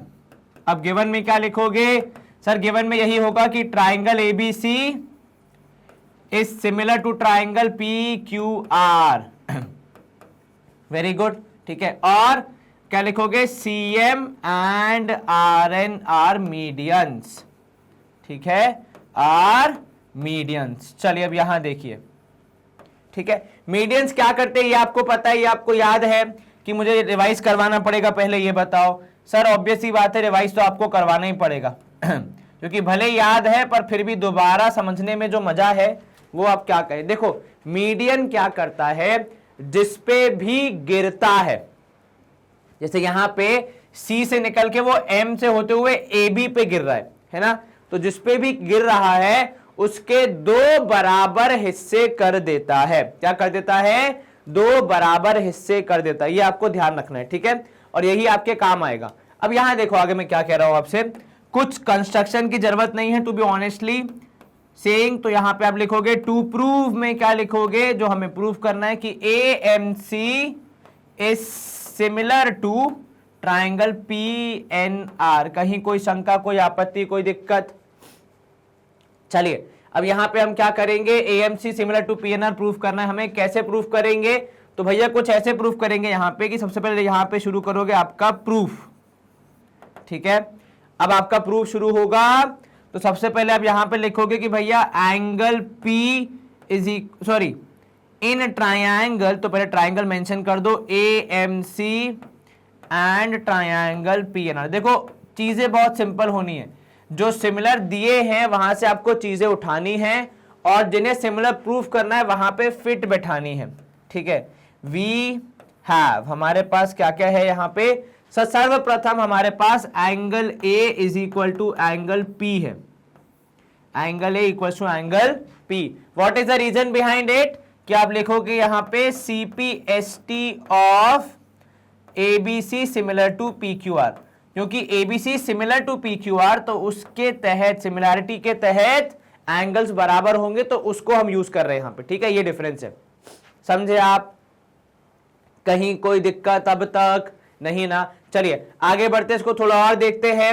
सर इसके बाद हमें यह भी पता है कि जो ये AMC और PNR हैं उसमें पीछे वाले ट्राइंगल से दो चीजें आ रही है। कौन कौन सी? सर एक तो आ रहा है आपका AC अपॉन PR, क्योंकि देखो इंडियन रेशियो तो चाहिए, ठीक है, और दूसरी चीज जो यहां पे आ रही है वो है AB अपॉन PQ। सर लेकिन AB तो बड़ा है, यहां तो ये AM पे रुक जा रहा है, पर एटलीस्ट उसका एक पार्ट तो आ रहा है, मतलब यहां पे कुछ ना कुछ हम लोग कर सकते हैं, हमारे पास कुछ ना कुछ उम्मीद है। इसका भी रीजन क्या होगा, ये भी होगा CPST of ABC similar to PQR। अब समस्या ये है कि ये जो CPST हमें मिला है, ठीक है, ये हमारे दिए हुए जो क्वेश्चन है, हमारा दिया हुआ जो समस्या है उसमें परफेक्टली फिट नहीं बैठ रहा, उसके बाहर जा रहा है। तो अब हमें इसका कुछ ना कुछ जुगाड़ करना पड़ेगा। ऑल्सो हमें जो ये दिया गया था कि ये मीडियंस हैं, इनका अब तक तो हमने कुछ यूज किया नहीं है, तो अब हमें क्या मेहनत करनी है, अब हमें मीडियंस को भी यूज करना है। तो देखो जब भी आप कोई सवाल अप्रोच कर रहे हो ना, हमेशा सोचो कि अगर किसी इंसान ने कुछ गिवन में जानकारी दी है तो उसका उपयोग कहां होगा, क्योंकि देखो जानकारी दी है तो मतलब उपयोग तो होना होगा, तभी दी है, वरना क्यों ही देते, ठीक है। तो ऐसा तो है नहीं कि टाइम पास करने के लिए दे दी कि भैया जबरदस्ती लिखने का मन किया तो लिख दिए, नहीं, ऑब्वियस सी बात है कुछ ना कुछ उसका यूज तो होगा ही। चलो तो यहां पे आप क्या लिखोगे, अब since CM and RN are medians, are what? Are medians, ठीक है। तो आपको क्या जानकारी मिलेगी, तो आपको उससे ये जानकारी मिलेगी कि भैया जो CM है वो AB के दो बराबर हिस्से कर रहा है। तो मतलब आप क्या लिख सकते हो यहां पे कि AB is equal to 2AM। Sir ये कैसे आया, क्योंकि दोनों हिस्से बराबर हैं भैया, तो AB के दो बराबर हिस्से, आपने किसी एक को पकड़ा तो वो दूसरे वाले को जोड़ के कितना हो जाएगा, डबल हो जाएगा। ये मेरी बात समझ में आई? अगर नहीं समझ में आई तो यहां देखो, जो AB है वो पूरा का पूरा क्या है, AM प्लस MB, क्योंकि ये मीडियन है तो M क्या हो गया, M हो गया मिड पॉइंट, मतलब दोनों हिस्से आपस में बराबर, तो एक की जगह दूसरा आ सकता है। तो जब एक की जगह दूसरा आ सकता है तो एक की जगह हम दूसरे को ले आएंगे, कुछ इस प्रकार जोड़ जाड़ के आपको मिलेगा AB इक्वल्स टू 2AM। क्या आपको ये समझ में आया? कहीं कोई दिक्कत तो नहीं? बिल्कुल नहीं है ना? चलिए बहुत बढ़िया। तो यहां से आपको समझ में आया कि भैया AB is equal to 2AM and जो आपका दूसरा पार्ट है CPQ is equal to 2CN, sorry 2PN not CN, 2PN। ठीक है, अब देखो इस जानकारी को यूज करके मैं जो ऊपर मुझे रेशियो दिया गया था जो पहले माले पे बढ़िया बैठा है उसको मैं थोड़ा सा कन्वर्ट करने का प्रयास कर रहा हूं।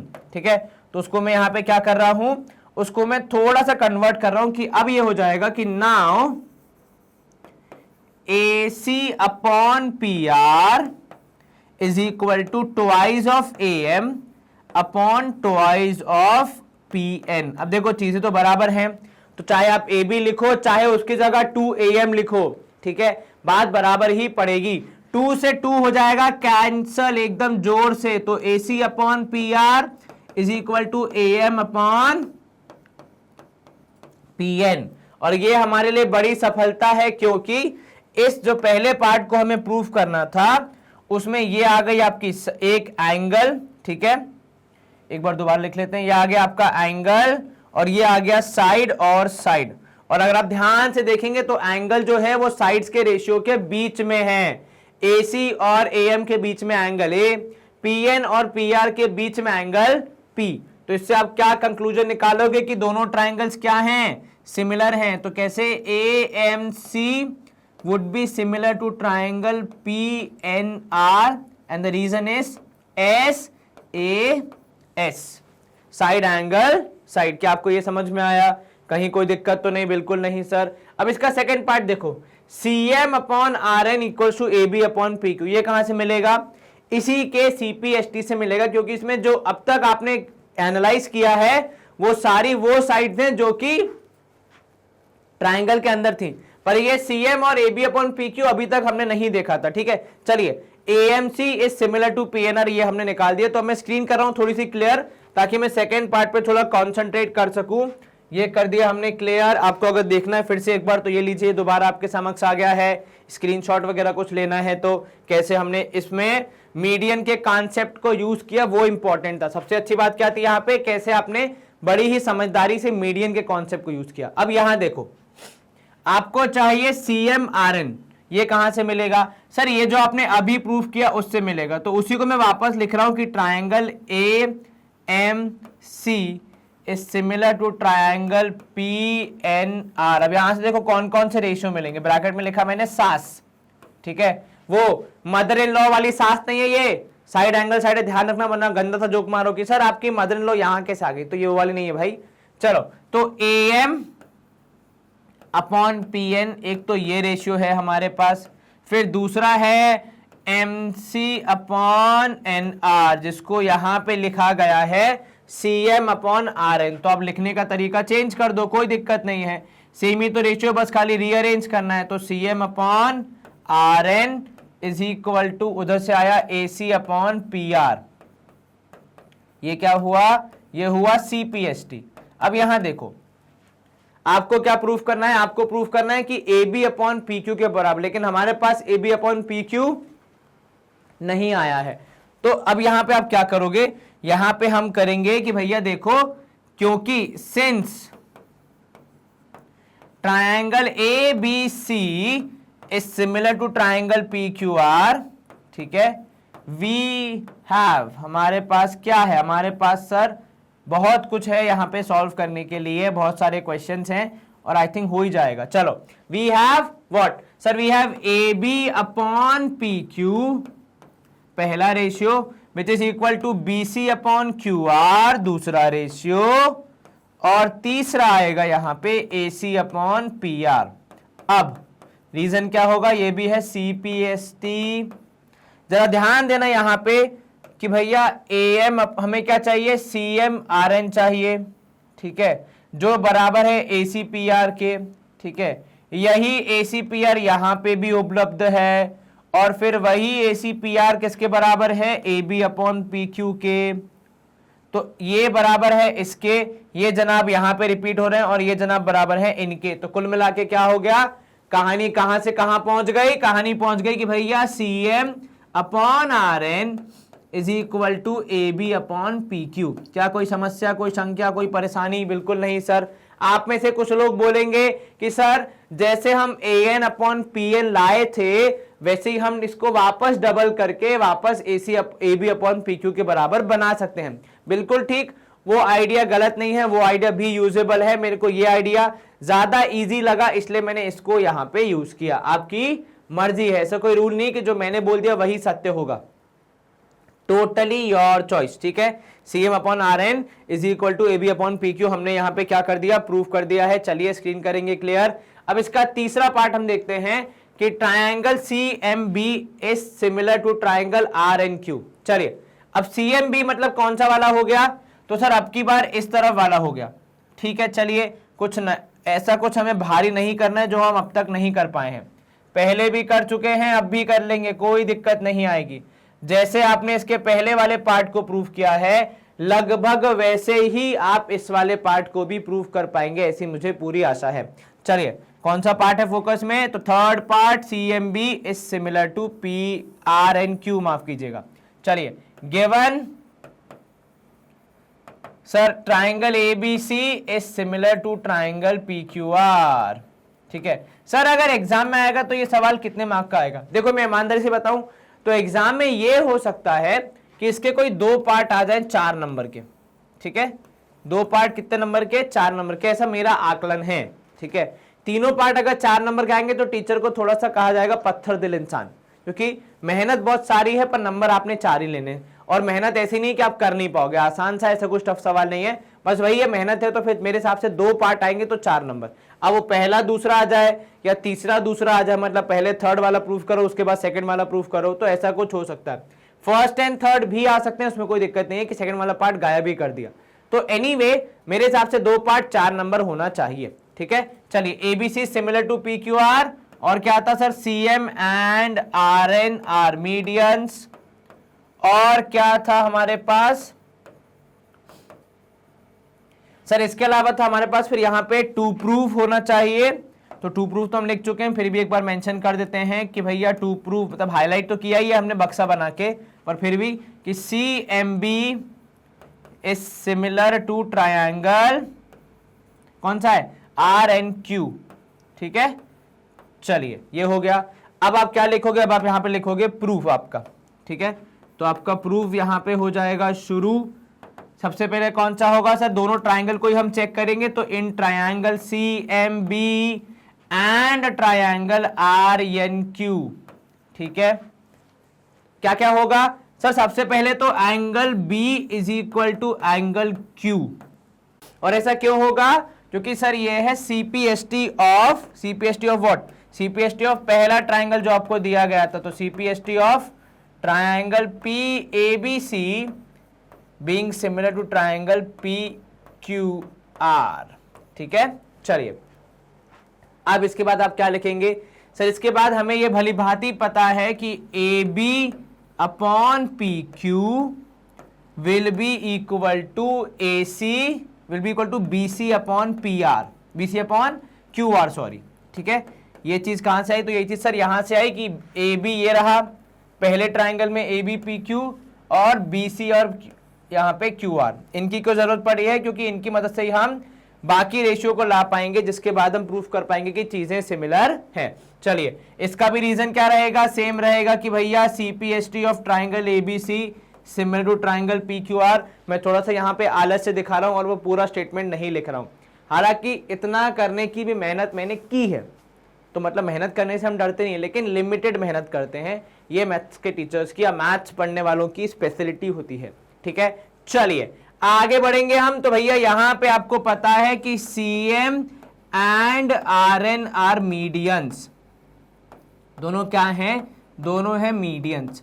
ठीक है, इसका मतलब आप कह सकते हैं कि ए बी हो जाएगा twice of A M, and जो आपका दूसरा पार्ट है पी क्यू वो क्या हो जाएगा सर, वो जाएगा ट्वाइस ऑफ क्यू एन। ठीक है, चलिए ये आपने लिख दिया। पिछली बार आप उस तरफ गए थे तो इस बार आप इस तरफ जाएंगे, ए एम की जगह क्या होगा यहाँ पे एम बी होगा। ठीक है, क्योंकि इस तरफ का मामला इस बार देखेंगे हम, क्योंकि हमारा ट्राइंगल चेंज हो गया है, पिछले वाले में उस तरफ का तो अलग ट्राइंगल थे तो अलग हिस्से लिखे थे, पर इस बार इस तरफ वाले हिस्से होंगे। कैलकुलेशन वही है कि ए बी के 2 हिस्से, ए बी के कितने हिस्से, ए बी के 2 हिस्से, एक ए एम एक एम बी, दोनों बराबर तो मतलब दोनों एक दूसरे को रिप्लेस कर सकते हैं, तो इसलिए यहां पे आप इस तरीके से इसको एक्सप्रेस करेंगे। तो अब आपका रेशियो क्या हो जाएगा, तो अब आपका रेशियो चेंज हो जाएगा कि नाउ